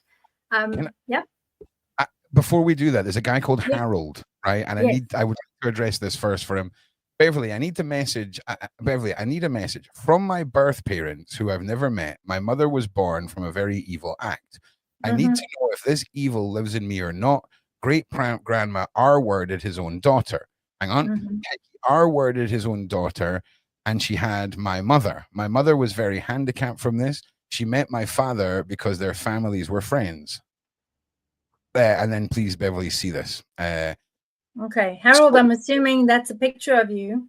I will say generational issues like this, where grandpas are with individuals and daughters, etc. Sometimes there is a follow through, but I will say categorically that generally that darkness or evil is not passed on that way because you didn't agree to it and you were a soul, basically, that was light and pure light. A baby at the end of the day, when it arrives here, is still innocent and remains in the light until they decide to take on that evil. What the act itself was, the act that was perhaps the darkest piece, but because you were born out of the darkness, you still had the light with you. And that is something I think, Harold, you need to hold on to. Is it almost coming from a place where the darkness will test you throughout your life? You'll be at a crossroads, and making the right choices through the free will is really, yes, I guess, at the bottom of all this. Harold, I hope that helps me. I'm sorry for favoring Harold's question, but when I see people who 2 minutes of Beverli's time can really help people, so I just wanted to get to that. So apologies for derailing again. Beverli, could you please once again ask the question about the survivors? I'm going to shush now, and Marilyn, please continue. And listen, we've got about 12 minutes until 8 o'clock, and I'd like to go into some questions and things like this. So maybe about 15 minutes on this. That would be great. So with the whole Jay-Z and the Diddy aspect, and having those individuals that we know at the moment, you know, Marilyn, are still survivors, and they're allegedly survivors because they haven't shown the receipts yet, and they haven't had their day to be able to say what they need to say. Is there anything that, you know, you're able to share that as people that are survivors, are there key areas that when you're working with someone that you can say, you know, this is something that I can see is factual? Do their eyes, you know, move up to the left? Are there particular things where you would say, actually, when they're telling me their story, that could be, you know, fake memories? Because we've noticed of late, there seems to be, because of all these interviews with survivors, alleged survivors, there are a lot of forensic psychologists that are just blanketing it and saying, no, all of this, no one can survive that level of stuff. And actually, most of it is fake memories and fake items. So, which means then that we're seeing then particular individuals that have gone through these issues and have felt these issues and have actually come out the other side. Many of them, they don't actually want to share their story anymore. They don't want to go for help because they're so afraid. They're more afraid of being told, no, actually, I don't believe you. And I don't believe that. That's fake memories. It's been inserted because of everything that you're hearing. Is there any sort of words of wisdom around that right now? And especially because we've got another individual, Jay-Z, supposedly and allegedly has an illegitimate son who is now 31 years old. And it is part of that whole cycle where his mother, who's now passed, God rest his soul, had said that, you know, this person, this Jay-Z person, is your biological father. But then we've got also him being attacked because he's been asking the Jay-Z management group to please allow a test. I mean, how simple is that? You know, you don't need to hide anything. Let's have a test. So Ryman is his name. So Ryman Satterthwaite. He's been asking for this all along. And when you see a photograph of him and the energies that are around him, he looks like a mini me. He's like a mini Jay-Z. But these survivors that have survived these things have been pushed down and pushed down and pushed down. Is there anything that you can say that you can maybe give a bit of solace and presence and courage to those that have gone through these SA acts that you might be able to help them? One of the first things I'd say is, because I remember somebody saying to me, I shouldn't really be talking about it because it almost embarrasses the family, etc. And one of the things, no, okay, I'm going to back that up slightly. First thing I'm going to say is I speak about it because it doesn't impact me physically, spiritually, mentally, emotionally, psychologically. I could say I was essayed as easily. I could say, would you like some herbal tea? So I always say to people, you don't need to speak up about these things publicly and all the rest of it until you feel that you are psychologically ready. And that's about going public, all the rest of it. One of the first things I would say to people, let's not get too caught up in who believes you, who doesn't at this stage. If that's your story, that's your story, first of all.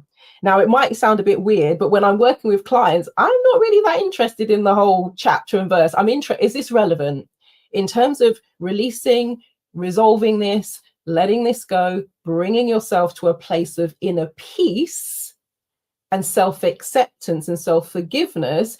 Is this story that you're about to tell me that might take us 20 minutes, is it relevant?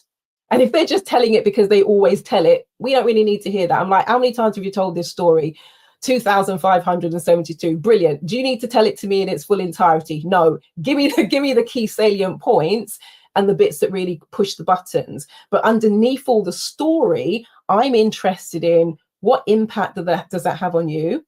What does that event, that story cause you to potentially believe about yourself, such that when that belief is changed, released or resolved, how you see and perceive yourself will automatically be different. And so with regards to the things that I'm asking people about and saying to them, sometimes it's a bit of a curveball. So I might say, they might say, I feel anger. Where do you feel the anger? What does it look like? What does it sound like? What does it feel like? They sound like really weird questions, but people will answer. And somebody will say, well, the anger is like great big gnashing teeth inside of me and it eats away at me. Is there really anger inside of them with great big gnashing teeth that eats away at them? I don't know. I'm not really that bothered. The fact of the matter is, if that's the way they represent it to themselves, let's work with that and let's clear that, so that now internally we create the space where they fill themselves up with their own energy. So I'm not interested in getting into the story for the sake of getting into the story. And quite often when I'm talking to survivors, in NLP, we call it going meta. We're above the situation and we're like observers. The reason we want to be above the situation and observing the situation as though we've got a vantage point, we're no longer in the midst of it. So we don't have all of the emotions swirling around. We're not reliving it all. We're just getting the salient points and saying, is there anything else you need to know, learn, take away from this before it's okay for you to release it and resolve it and let it go now? If there is, let's have that out. If there's not, are we okay to release this now? You've lived it, you've breathed it, you've gone through it. I'm not saying you'd have to forget everything happened, but when you look at it from a vantage point, you don't have the same emotions attached to it. So typically, as an umbrella, we're working on anger, sadness, fear, guilt, anxiety, because those are umbrellas for frustrated, annoyed, upset, depressed, whatever it might be. And when we work on those umbrella emotions and we start cutting those old links and ties and connections and releasing them, suddenly people become more objective to it and they don't get dragged back into the story. They can talk about it objectively without it breaking them. Good. Yeah, I think those are good points. Collectively, as a side chat, when I told you that we only had half an hour left and all of you sent out that disappointed energy, you have actually prevented Sean's next guest from accessing his computer. So now we've got till 9 o'clock, right? So I'm just saying, just be careful, okay? What you wish for. Could have been driving. Could have been driving or something. Let's just relax. Also, yes, prayers and things like that are wonderful, but prayers are you asking your gods to do something and then they act on your wishes. I would rather have your positive vibes from you directly, not from your deities, because of the imbalance. If you've got too much sugar, the light in something, and you have to keep adding salt to it, I don't need 4 more Allens to balance out all the light you put in me. Ron's good. Ron's just unlocking things, and Do you know what was weird, Bev? Yeah. When me and Homie basically said on a live stream that we believe the three of us have met many times. When we both acknowledged that together, it was like a big Bible. It was a like this. Mm-hmm. It was almost like what I imagine. You know, in religions, how there's like the religious hierarchy, so the Pope and then everything below him, right?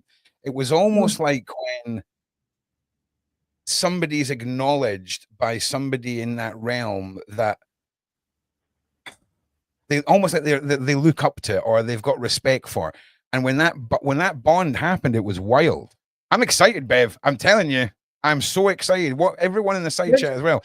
All the stuff that I'm talking and it's about. getting bigger and bigger and bigger, because as the light moves outwards, we've got lovely people like our Marilyn. We've got lovely individuals, you know, like Danny Henderson, and all these other individuals, our Azria, our pink alien lady queen that we've got, and all these things, even our Jaguar and all of that. And that energy field is just getting bigger and bigger and bigger and bigger, because next year we've got a ton of work to do. Yeah. And people that say, oh, who are worried about Ron and the balance and the demon, people like Beverli and Azria need people like me. I'm the person who's going to be swinging a mallet whilst they're shananaing and have to be focused, right? Like, do you really think? Well, you're the giant, so you've got to swing the mallet, because I'm used to swinging mallets. I can't even hit a golf ball. It makes perfect sense to me. You can't be a purely good person and run at someone and do terrible things to them in the name of what you're fighting for. You need to access that darkness and then be able to sleep at night. That's the difference. Beverly's probably capable of doing terrible things to somebody for protection, whatever, like we all are, but it might affect you and you might be traumatized by it. Ron's going to sleep like a baby. If I'm doing something bad to you, you've made this happen. You've made this happen, my guys. And it's exciting, man. It's exciting. It really, really is exciting. And I just want to say openly one more time, Bev, I am super protective of you when it comes to bringing in guests and everything like that. When we had the comedians on, I was like, listen, I know comedians are going to hear psychic and be like, oh, this is going to be great. And I'm like, just understand, we're talking about, because we're not all the same. I was like, you just please understand. And then obviously we proved that, and Samson had an incredible encounter. He was very upset.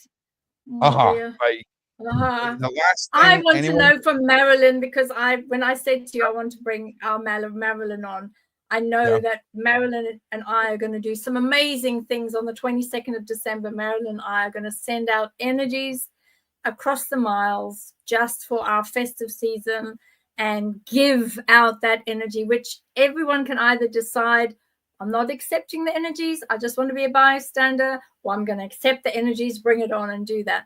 I want to ask our Marilyn, can you just tell us a little bit about Huna? I know we're not supposed to be doing that today, but tell us a little bit about it, because I know that you're passionate, and I know that part of the work that you do as well with your hypnotherapy with SA survivors, that a lot of that energy transference and that work is also done. So could you explain to us how you use the Huna energies in healing people from SA activity?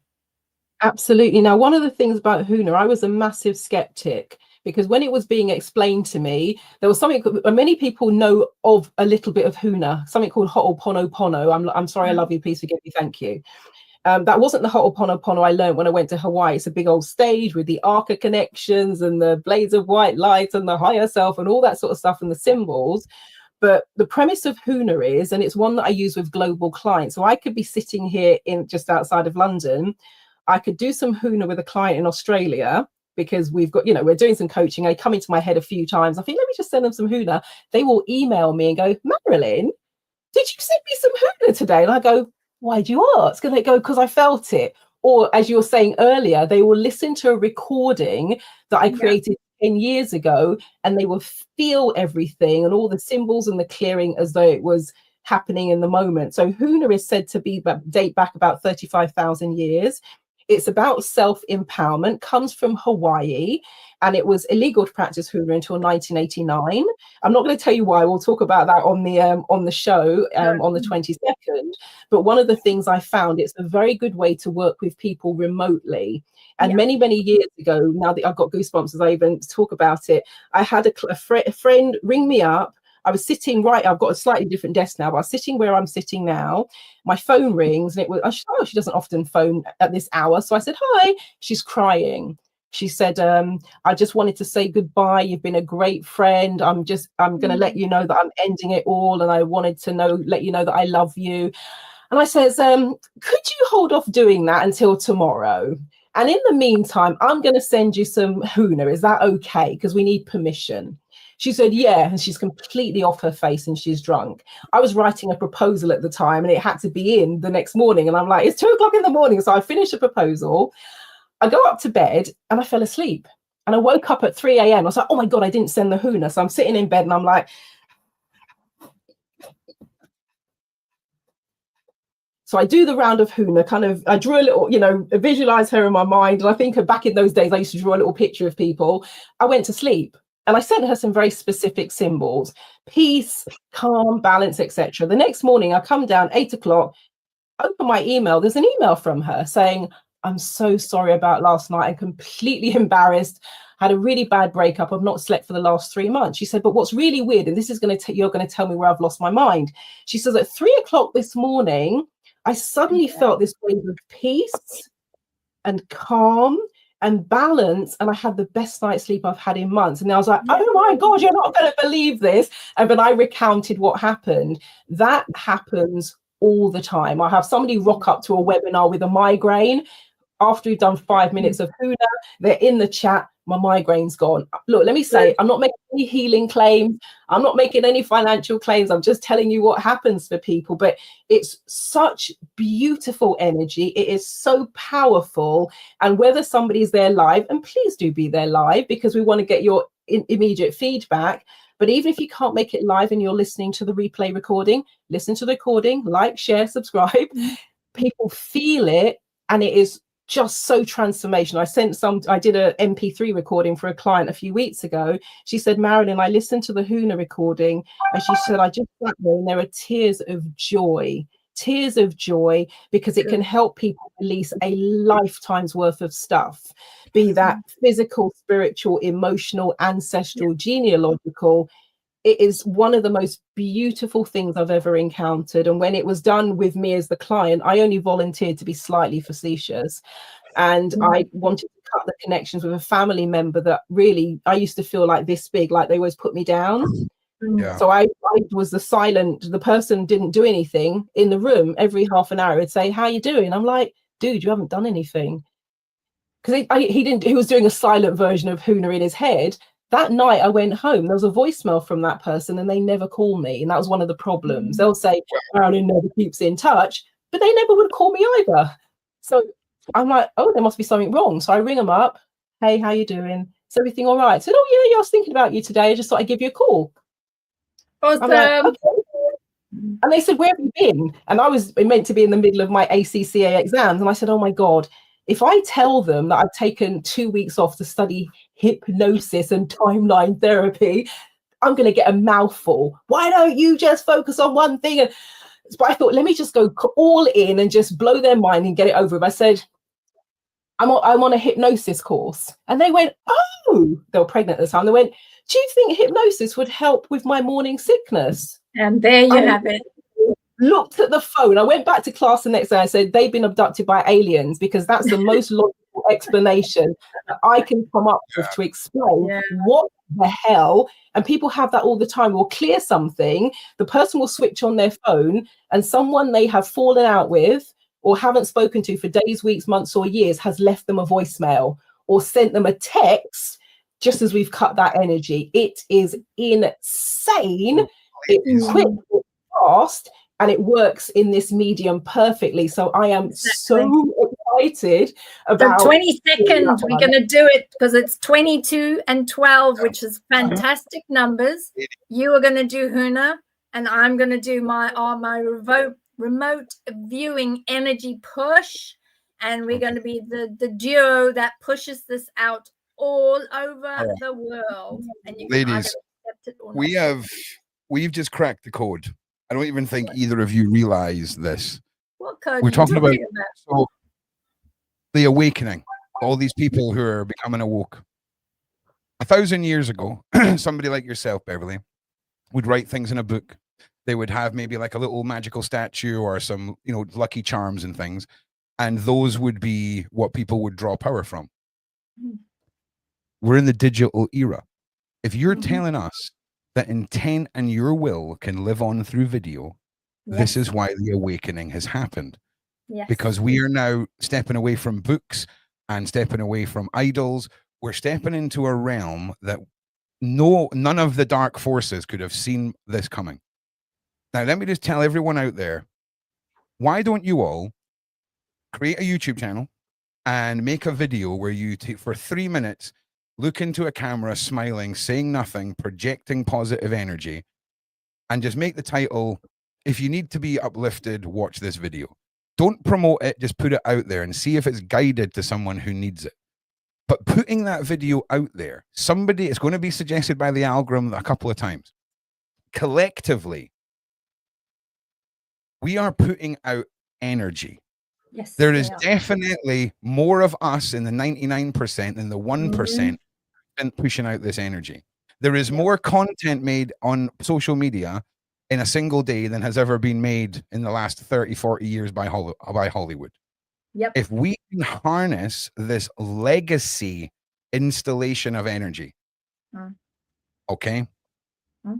I'm not even smart enough to realize the bigger picture yet, but there's something here with creating legacy through digital media that nobody could have seen coming. Because, so for example, if Beverli done 200 videos in a playlist that someone watches 50, 60, 70 years from now, that is still going to work. Of course, absolutely. And so will Marilyn's, all of it will. It's not even, it's beautiful if you romanticize it. I'm weaponizing it, brother. This is weaponization of positivity. This is weaponization of vibes. This is unbelievable, is what it is. No, actually, Ron, no, not unbelievable. It's believable, because actually Marilyn and I are going to do it. And you will see and feel, perceive, and everybody out there will feel the tingling up their legs. Yeah. They will feel the energy going into them. They will feel it, because that is how powerful it is. We go from source. I particularly go from source, which is the God creation energy, bring it through, send it out. And Marilyn, with what she does and the symbols that she does, we send it out. So on the 22nd, we're going to light up. We will light up the sky. So when you were talking, Marilyn, that's when that came to me. And brilliant. My hands are shaking like this until I got to say that. As soon as I said it, there was from my feet to my third eye, it was like a warm, when you swipe Etch-a-Sketch away, it was a warm uplift. Is that acknowledgement from where I got that from, that I should have vocalized that? That's fine. Okay, that's good. What do you think, Marilyn?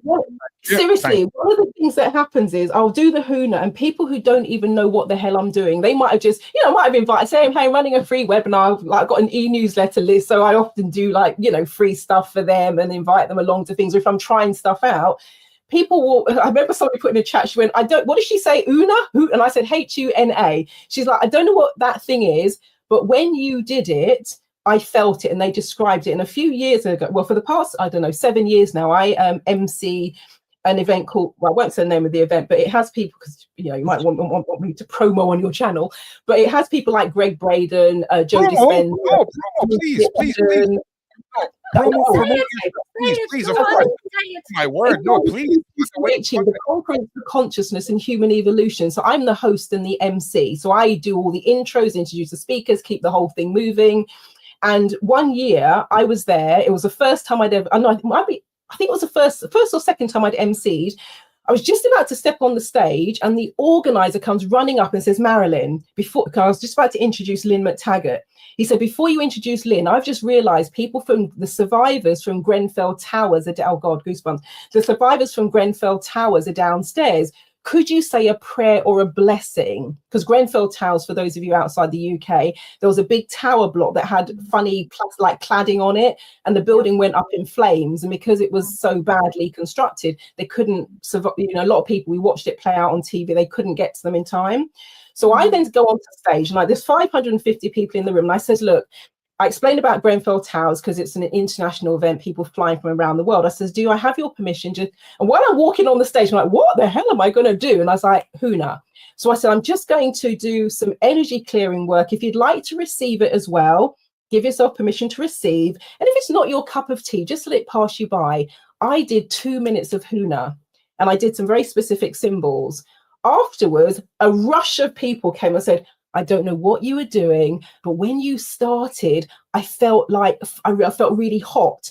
They didn't know that I'd use a fire symbol. And then they said, after that, I almost felt like I was in a waterfall. And then that's when I'd use the water symbol. And then I really felt as though there was this energy spinning around me. That's when I used the cloak of light. They were describing word for word or energetically what I was doing from the stage. They had all they knew. There was a woman on stage. They had no idea what I was doing, and they felt it. And there was one, you know, he put his back out. He said, my back pain disappeared. Another man said, I was so tired and jet lagged and confused. He said, my head is clear. I'm thinking. I feel positive. I felt my body lift. 550 people in the room. They all had a very individual experience. And I always say that I don't drink. But there used to be an advert called Heineken. Heineken refreshes the parts that other beers cannot reach. I say the same about Huna.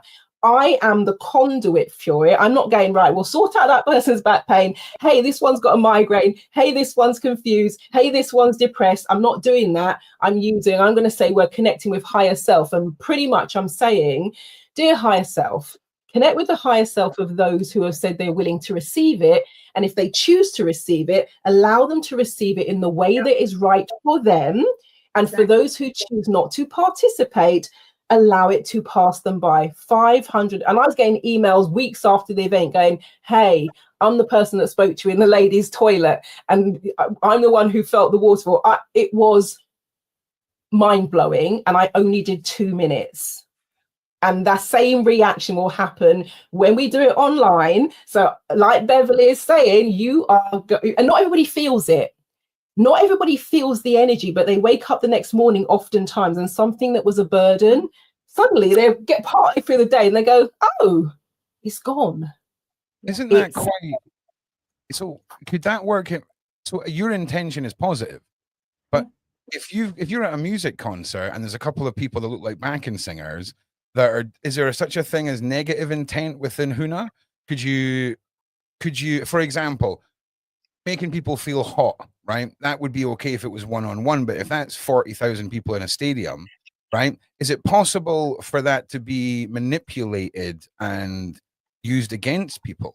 Because it sounds very powerful, and it sounds nice and friendly because you're a lovely lady, right?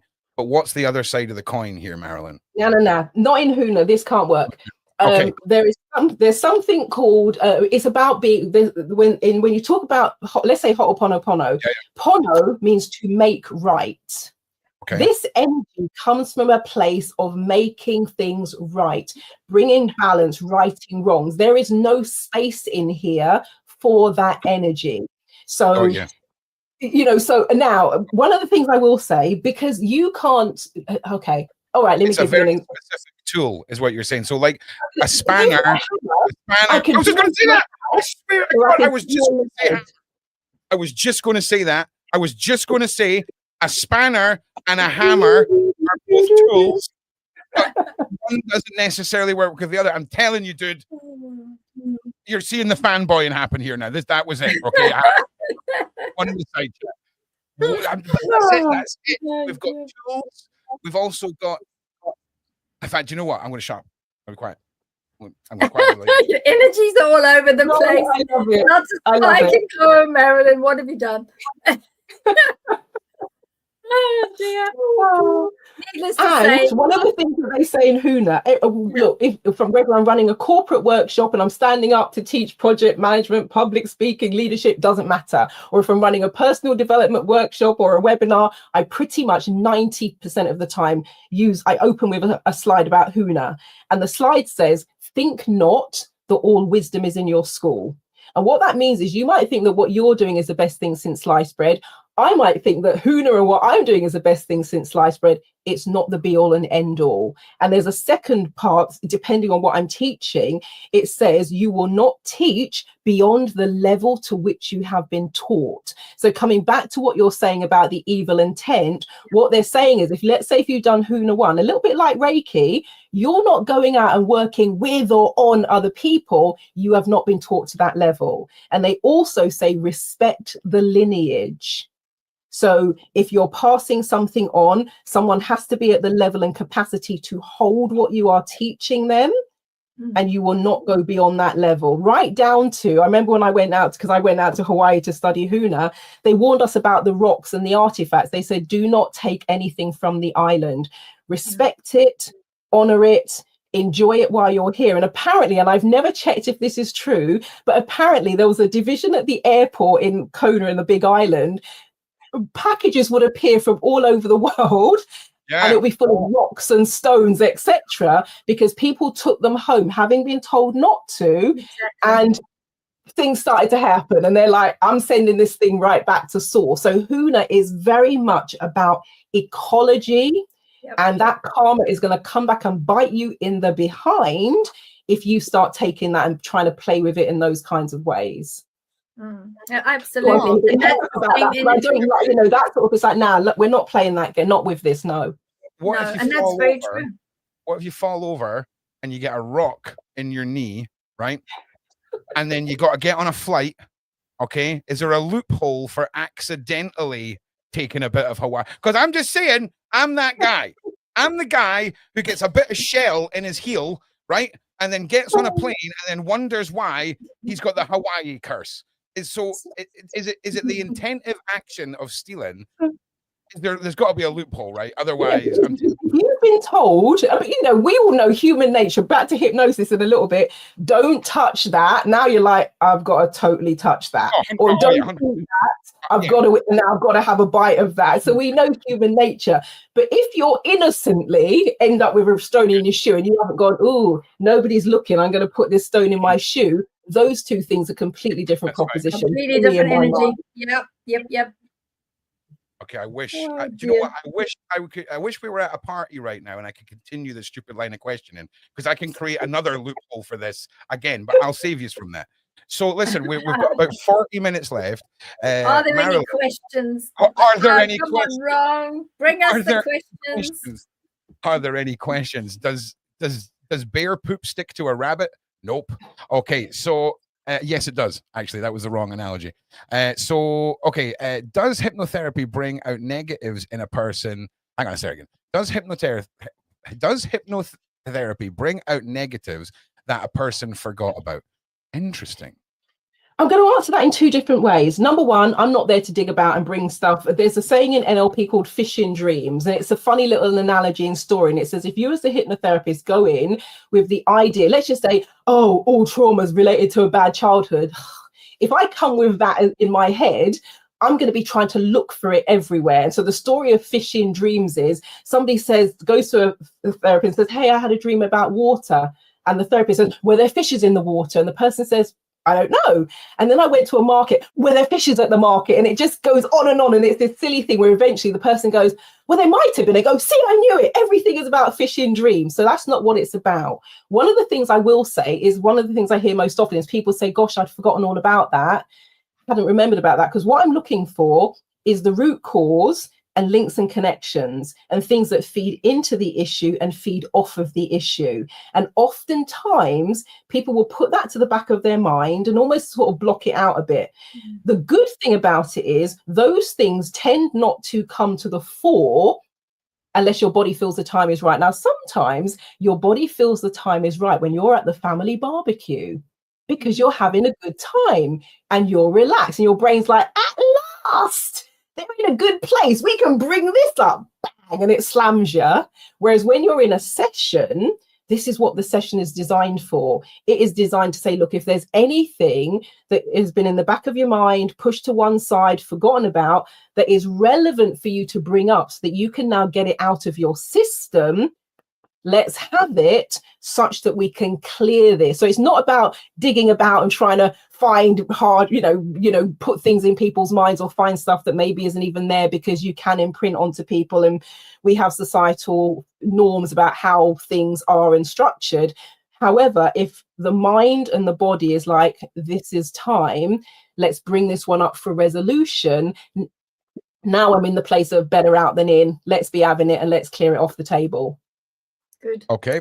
Is it expert? Now, I've got a take on this one. Bev, you can confirm this. Is it possible for your guides or higher self to block readings? My past readings, they don't seem to get anything. So consider this. It's maybe not blocking. It's maybe the person doing the reading isn't sufficient enough for the information. Think of top secret documents. Think of things like this. It could be that, but I'm very much taking this from the Netflix series approach. I'm sure Bev will give you a much more educated guess. Well, I don't know whether the guides, it depends. If the reader is picking up something specific, and maybe they're picking up something negative, or maybe they're picking up something, around someone being unalived or a really traumatic event. Some readers, if they don't clear it with the people they're reading for to start with, where you want everything warts and all, then they won't say it. And that's not your guides or your higher self blocking something. That is just the way of the code for readers. But if there is something specific that is a lesson to you that maybe you're not at that point yet where you need to understand that, it is possible that that information with the higher self could be blocked, but only for a short period. And the fact that your past readings, that they don't seem to get anything, there must be either there's something that's coming through with ancestral, or there's something coming through with your energies where it's not perhaps the right time for you to know things, and later these things will come through. Because as you started your journey and as you've started questioning, all that needs to be said to you will be said to you, because what is for you can never be against you, and you will get to know what you need to know. Do you agree with that, Ben? Can I just ask? Have you ever met somebody who's brand new? No past lives, no guardian angels. I have, the new souls. They will have guardians with them, because you always you always will come in at this stage of life. Whenever you arrive here as a newborn, you will have a guardian with you. But there are some that are awakened and don't necessarily bring with them loads of past lives. There are a lot of those incarnating at the moment on this planet, because they're here to raise the vibrations and to move up to the next dimension. So those guides that the new souls get, are they like the legally given lawyers like a law case, right? Are they? Because I feel like some of those guides are just going to be like, oh, right, okay, I'm on. Oh, I never quite graduated from guide school. Now I'm just, getting automatically applied cases. Is it like that? Like, well, no, not really, but I mean, you can look at it in a funny way if you like, but generally those that have come, those beings of light that have come along with a particular person who is already awakened and ready, and DNA is activated, etc. They have a certain type of guide, and they have a certain type of energy being that looks after them, and they're quite easy to spot actually, because they have an unusual blood type, and certainly they have a very gold shiny auric field, so they're very easy to see, and there's a lot of them around, but no, they're not the lawyers of the guide world walking with them and looking after them. They will poke them occasionally and say, come on buddy, you shouldn't be doing that, or actually that's not what we're here for. But generally those that are new, they are a different type of being, and they're a different type of child, and they really are very obvious. I refer to them as the Joey Tribbiani's, if I'm being honest. If all seen Friends. How are you doing? Right. Anyway, right. So Okay. Why do so many people worship the cult of celebrity, knowing that celebs are beyond TV? Because it's subconscious transference of energy. I think. I'm sorry. I'll shut up. No, that What? you're right. And Marilyn will come in here. Well, no, Beverly, I was just about to say that one of the things is, in terms of, let's say, the Western world, if you want to put it that way, there are certain things and trappings that people generally, not everyone is going to be the same, but generally speaking, you look up to things, you know, financially successful, the beautiful house, the cars, the partner by the side, the wonderful clothes, the lifestyle, the yacht, etc. And people who, don't get me wrong, I like some nice things, I like a bit of bling, and we look up to those things. And so if you admire those things, you naturally potentially will admire the people who possess those things because they have something coveted. Because I know many talented singers, actors, you know, dancers, etc. They're not famous. They don't have millions of followers. They might be on Instagram with a handful, you know, 20 people liking their stuff, but they are amazing. So it kind of makes sense that if there's something you aspire to do, you want the world to hear your music, you want the world to hear your voice, you want the world to see you dance, you want the world to see your paintings. And here you've got someone who's got millions of followers. I think it's only human nature that you potentially look up to that, and they're often aesthetically pleasing. If you think about the symmetry of the face, people have done studies on that in terms of what we as humans find aesthetically pleasing, beautiful, etc. Many of these people somehow miraculously have that symmetry, all the rest of it. I don't think it takes too much of a stretch of the imagination that you can potentially be in awe of that, because on some level there may be aspects you're like, I would love to have that as well. Because quite frankly, I wouldn't mind a nice, you know, around the Caribbean in a nice yacht with somebody making me freshly cooked food. Don't mind if I do, thank you very much. So I might then be looking up to someone and going, wow, I would love to experience some of that. And I think that's how many of the people, and they said it themselves watching the interviews with some of the victims, they have said it was just everything to get into a Diddy party, to be there, to be in the atmosphere, to rub shoulders with the people that they've admired for years, to the lure of potentially getting a signing a deal, a contract. It's appealing. I'll be completely honest. I'll be completely honest with all the viewers. I am actively just going to admit, like, all of the positive vibes you send to me, I store them all up. The energy comes through. Like, I store it all up. It's awesome. Like, I love it. So cheers for that.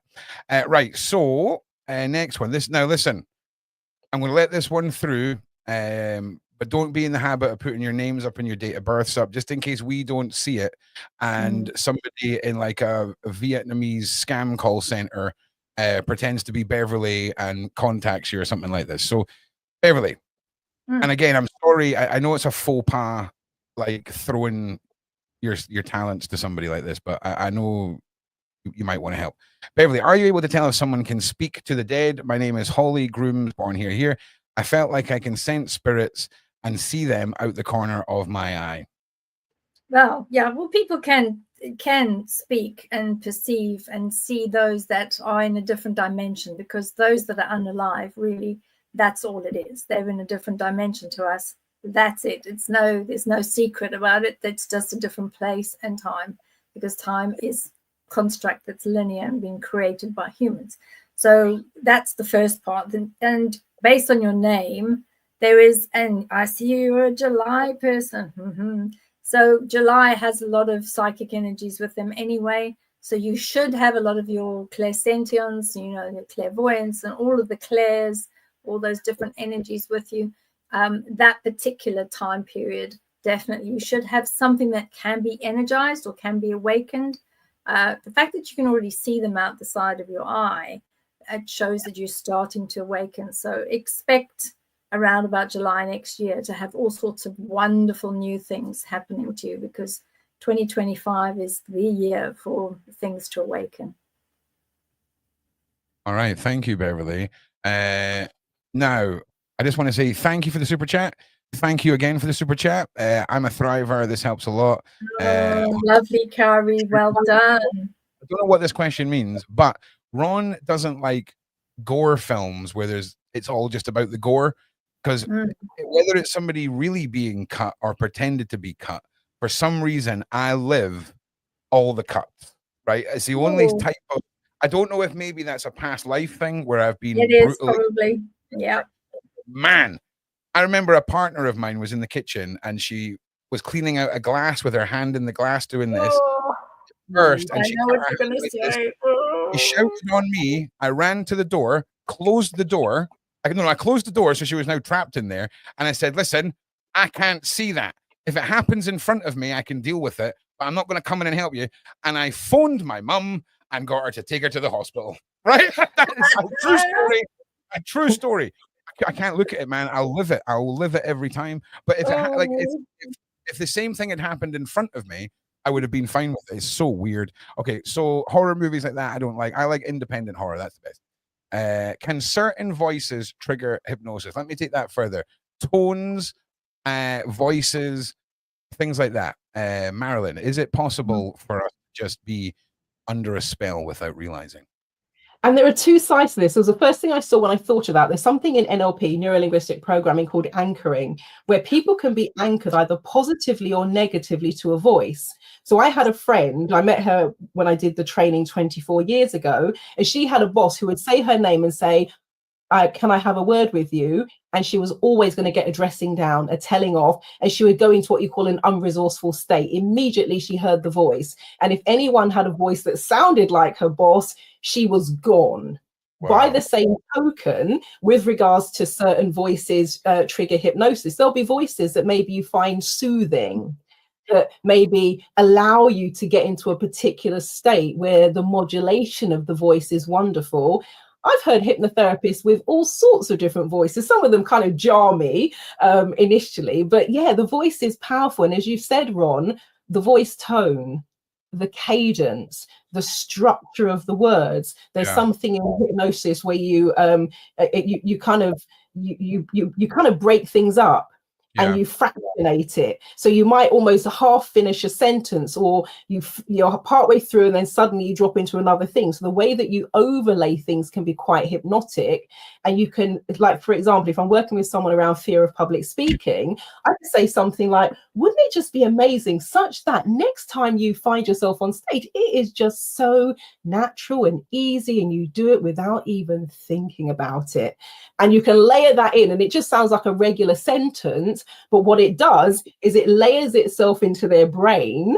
And next time they find themselves on stage, suddenly it's just easy and they really enjoy it. And they're like, Marilyn, you're not going to believe what happened. I always act surprised and go, really? Oh my gosh, that's amazing. But yeah, our voice has power and our words have power. Because I could go, Marilyn, Marilyn, Marilyn. All right, so Crystal, what I'm going to do is I'm going to get you an email, and this is going to sound horrible, but can you provide some sort of evidence for me? Because I need to. It would be very easy for people to come in here, cause up a whole bunch of madness, post stuff about missing kids and all of this. And I can tell you now, as working with Beverli, that is not a 2-second thing. It is very much getting out the math paper and going grid by grid. There's loads. So I think, Crystal, if you can give us a photograph, the date that the child was missing, we've got the name now, which is fine. And also then what I will then do is it's not a 5-minute thing. And also because I've got the remote viewing alliance, which brings about 30 different remote viewers across the world. And we've actually just put 2 brand new remote viewers in that are extremely talented. And we can then get that out, but I can't just go on that. I need date of birth. I need pictures. Okay. I need more than that. So can you join the Discord, please, and then contact Kaza Bear, who will then make sure that we get everything to you. If you don't know how to use Discord or anything like that, then I'm sure you'll figure it out, because you want to find your cousin, and that's going to be the best way. And you can. The reason that I'm saying come on to Discord is it is going to get to the point where people who are coming to my show and I'm responsible for the side chat, I'm going to be going through some levels of stuff so that I know that what Beverli gets handed is real, because I'm honestly like a junkyard dog over protecting Bev. So we can help. We can help, and we'll make sure that we use whatever resources we have. And I will say that everyone in the Remote Viewing Alliance, we're all volunteers. We all do it freely, and we don't get paid a dime or a cent or a blue bean for what we do. Everyone in the Alliance is there for the greater good, for light, and to find missing people. we also, because of the country you're in, we do have access to extraction as well. So we do, yes. Excellent. Okay, next question. Yeah, right, hang on, we did that. Okay. While you're busy looking for that, Ron, I've got something quickly that was impressing on my mind. There's a person called Joni. The question and answer you're looking for right now is you need to go ahead with it. That's it. Job done. I've delivered the message. Oh God, we honestly. can go on to this now. Pearl. Like, I love you so much, but there's so many moments where I'm just like, oh, you're so creepy. You're just so creepy. Don't be rude to me, because I'll burn your bottom for you. No, listen, I love you so much, but man, it is like, whoa. When you just pull it out the bag like that, when it's basically like it's like me sneezing, right? You're just like, oh, boom. It is like, oh, I love you a bit, but that was creepy. I mean, I love it. I mean, it's not creepy in a bad way. It's creepy and like, I'm so glad I'm on your team. That's what it's like. I love it. Marilyn's crashing there.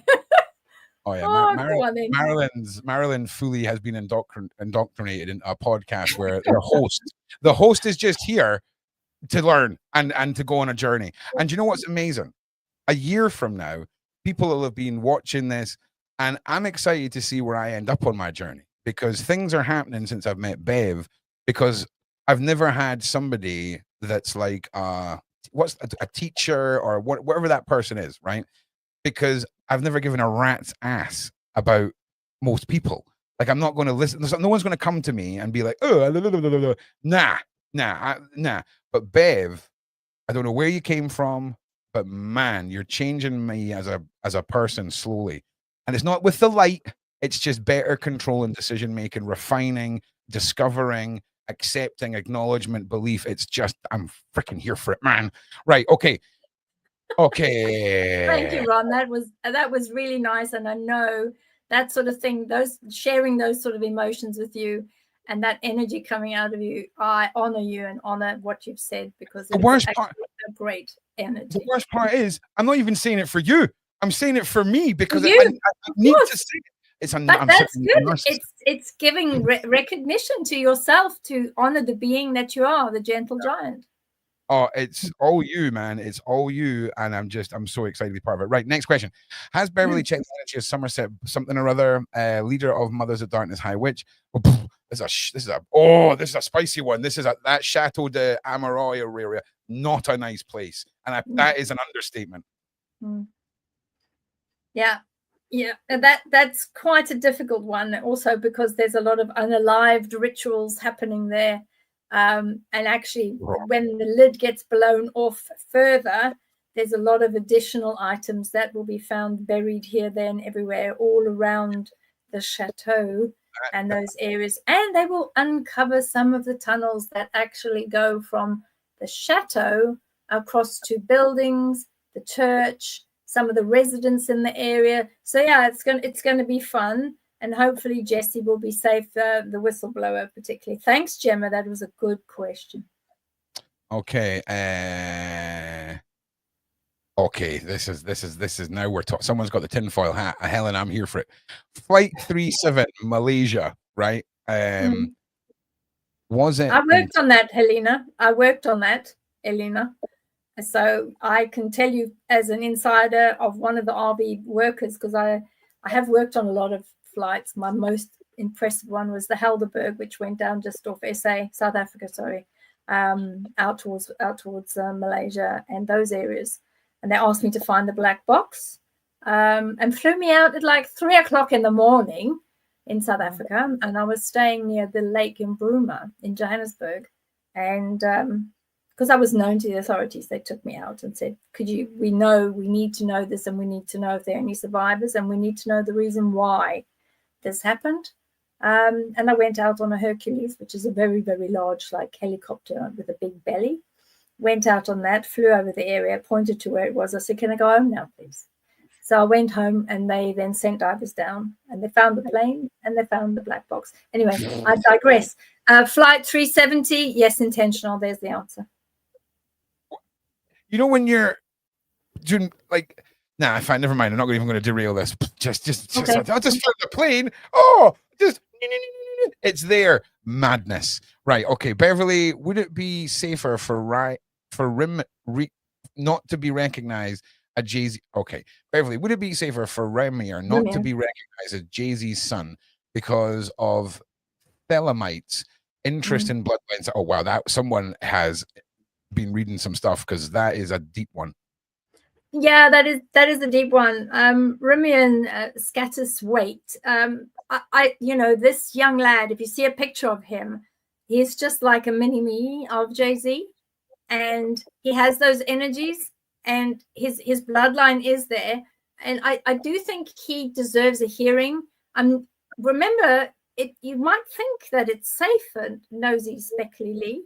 You might think it's safer for him not to be recognized as Jay-Z's son.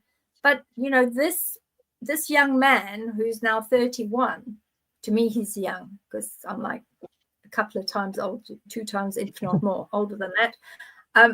He has the right to be acknowledged by his parent and by his person that sired him. His right to ask for answers. And he's been asking for these answers for like 10 years or more. It's free will. He knows fully well what his so-called alleged father is and what he dabbles in. It is his free will to decide to please ask this man to go for a test so that he can understand once and for all whether that blood and his DNA runs through his veins or not. So I wouldn't say that he's necessarily safer, because the types of things that Jay-Z and Queen Bee work with, they can find him anywhere. And if they wanted to remove him, and if they thought he was a threat, they could have removed him at any time. So he's not necessarily safe enough. Okay, I've got the next question, but I want to add something on to it. So, does childhood SA trauma make a child psychic because they have their body, they leave their body protecting themselves? Now, let me just rephrase this. If someone goes through any form of forced trauma, so not a car crash, an act of God, or like your foot gets stuck in a hole and a bear comes for you or anything like that, like another human imposes it on you. Is it more that there is rips and trauma tears in a person, and stuff can come through those tears, and sometimes it's a gift, sometimes it's a curse? Is that at all accurate? And then if that's just baloney, please just answer Betty's question for me. Well, SA trauma, the SA trauma is one small piece of it. SA trauma with SRA trauma is extended, because during the SA trauma, the child can also be forced to the level of being unalive. And that's when there's that split and that schism, and where multiple personalities come from. But they will leave their bodies to protect themselves. But all during that time, there is that opportunity then for other things to come in. But generally, that level of ability, that psychic ability, and the ability to use your extrasensory perception to protect yourself, the more you go through those types of issues, the stronger it will become. But leaving the body to protect themselves is not just leaving the body to protect themselves, but it's also splitting themselves into many soul split halves, so that they can at least remain on this earth and live their life. It's more like that, as opposed to having just the trauma split them and go into becoming a child psychic person. What do you think about that, Marilyn? Yeah, I'm similar, because I know people who have, and they are very intuitive, clairvoyant, etc. And I know people who have, and they're completely shut down emotionally. Yeah. So I think it's also going to depend on the person themselves, what else is going on in their lives, because for many people, sometimes they don't even remember that they had that sense of disconnection and stepping out of themselves. And because the memory itself is negative and traumatic, they will completely push that aspect of themselves away and be as practical and pragmatic and logical as they possibly can, because of the trauma associated with almost kind of stepping out of themselves. So I'd definitely say also depends on the person, the personality, and how they handle what it is that has happened to them. Yeah, it's the two sides to that coin you showed earlier. Thank you, Betty. What else have we got? Crystal in the side chat, who was asking about her cousin. I've now connected with her on Discord. I've DM'd you, Crystal. Thank you. And we'll go from there. I'm going to call her after this. Okay. So Beverli doesn't know this, right? But because Beverli and she probably does, because she just goes inside my head, right? But January, right? We are going to overload you people with cryptic content, cryptids, Bigfoot. Oh, yes. We said that. We talked about that. Oh, yeah, that's great. I mean, get your little blankets ready, get cuddled up on the couch, get your cold cuts left over from Christmas, and let's look at the stupid, the serious, the online, all of it, because there is so much. There's the magical, there's the dimensional, there's all this stuff, and I'm here for it. We've got about 15-ish minutes left, so I want to get through as many questions as I can. Now, please ask Beverli if Cat Williams is a warlock or is he on the side of light. Interesting. In fact, you know what? Can we save that for another night and do like a Cat Williams? Because I think that would be awesome. Do a Cat Williams night, because we've had quite a few of those. Yeah. Sorry, Christine. Yeah, but it's going to be saved, Christine. Definitely saving, because I would like to have some last, like, really great sayings and moments. And I think because we've got, I just keep getting, I don't know what you feel, Marilyn, but I keep getting all these energies of people saying, can you do an overall healing and send it out with Huna? Can you? And I keep getting all these voices of people saying, is it possible, my lovely Marilyn, could you just send out to everybody in the chat that's asking for help and those that want to accept the Huna energy? Could you just do some symbols for us? Oh, I'm going to throw this out there right now. Can we start every live stream with a protection prayer for us? Do you know what? Beverli can do her thing.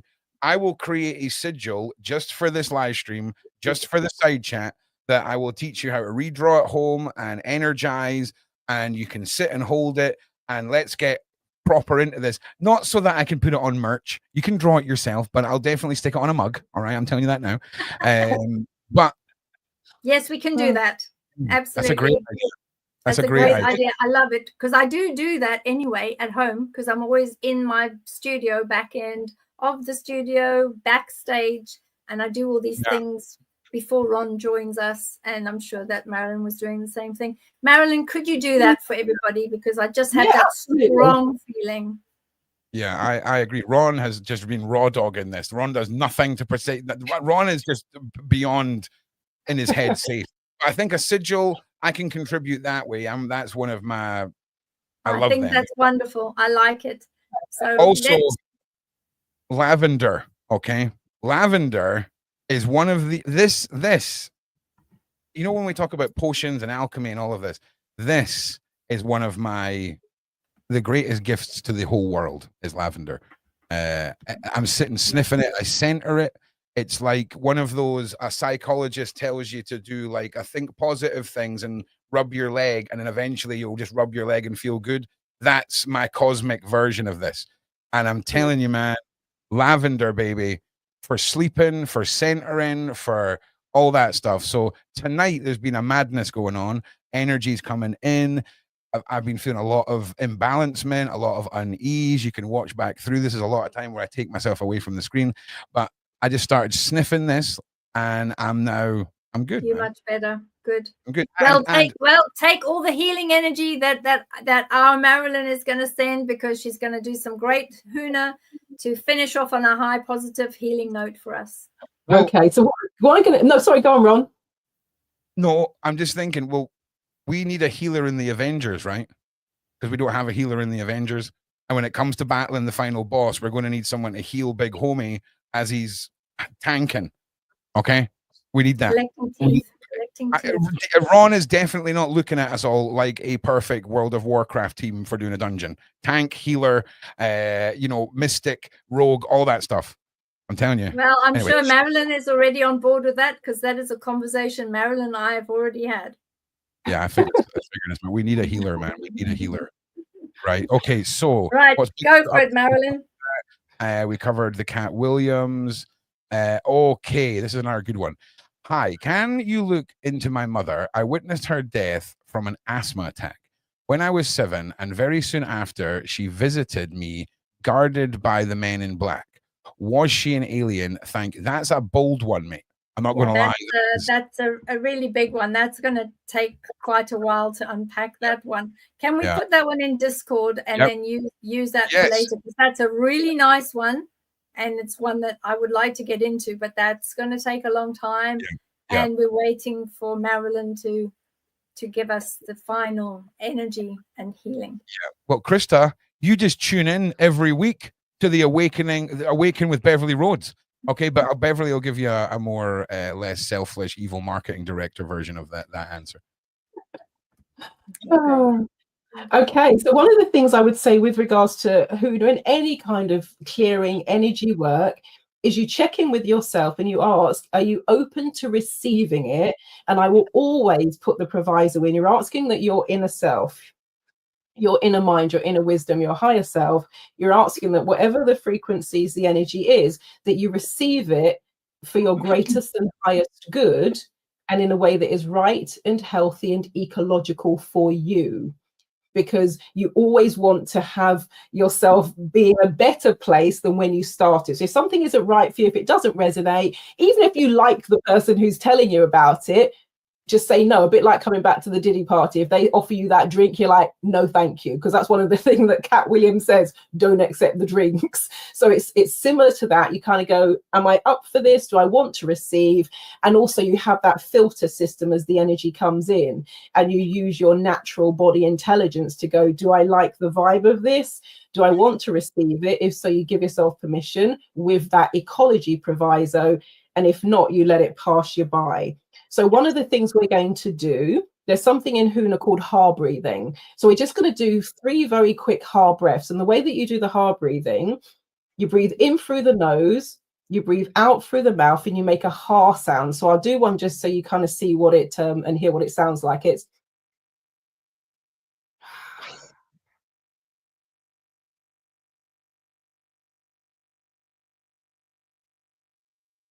and it's called the ha breath because it makes the ha sound. So let's open with 3 ha breaths just to clear the neurology, get the energy flowing. And you breathe at the rate and pace that is right for you. You don't have to go at the same pace as me. So we're going to do that 3 times. So breathe in through the nose, out through the mouth, and you make that ha sound. In through the nose, and exhale. Final one, in through the nose.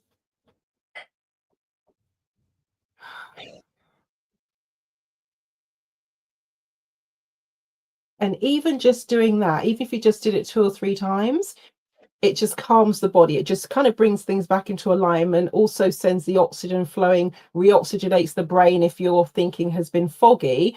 And then what I'm going to do is just a very quick round of symbols. I'm not going to tell you what they are. You can just have your own experience of them. And as I always say to my clients, just notice what you notice. So let's see, thinking about some of the things we've also had today. And also the symbols, you draw them on the breath and you deliver them on the breath, hence the kind of sounds that you kind of hear.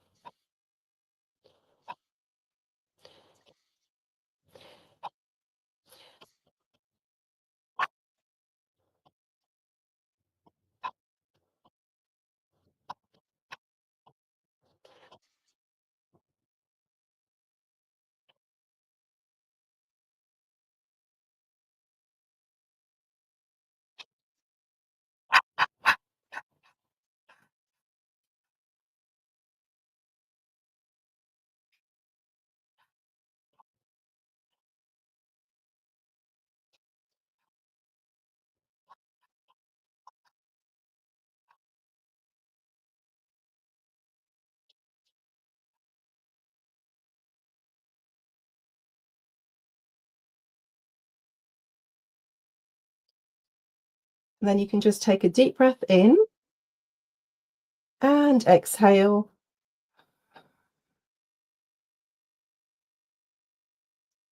And if you've had your eyes closed, you can just gently open your eyes, gently stamp your feet on the floor if you're sitting, just to ground yourself and bring yourself back into the place and the space that you're in.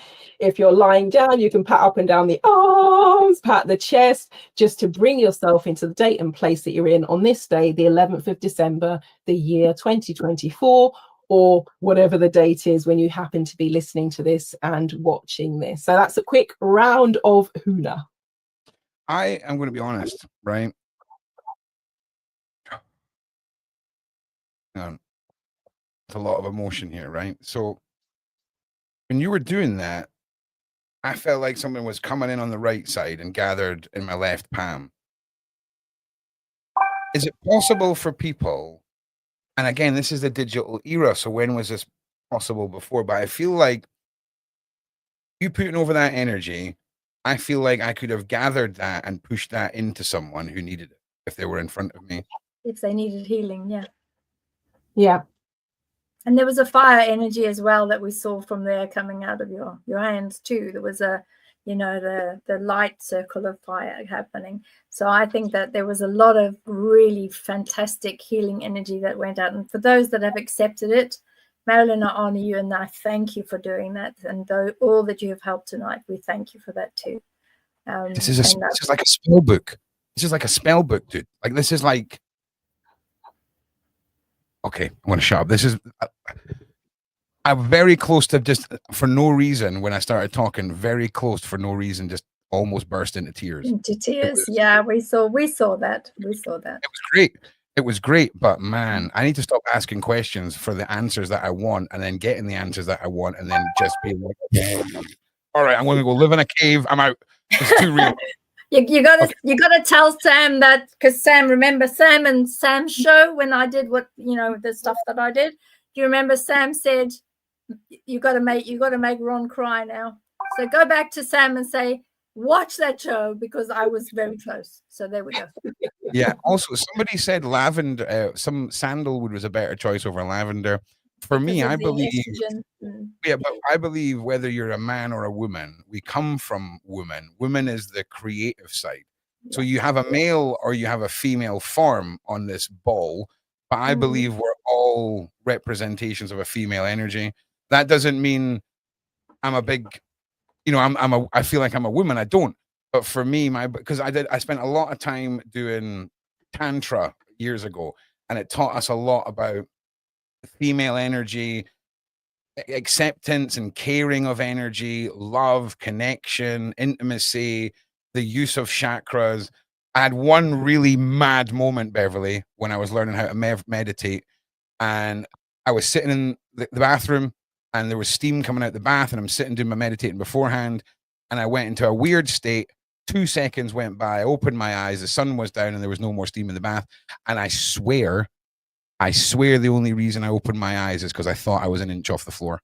I mean, I'm just saying, I never seen anything that would suggest that, but that's what it felt like. It was weird.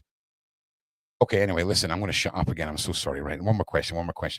I was just having a look in the chat as well. People saying they felt some shivers and all sorts of wonderful things. So that was cool. Almost felt shivers through my torso.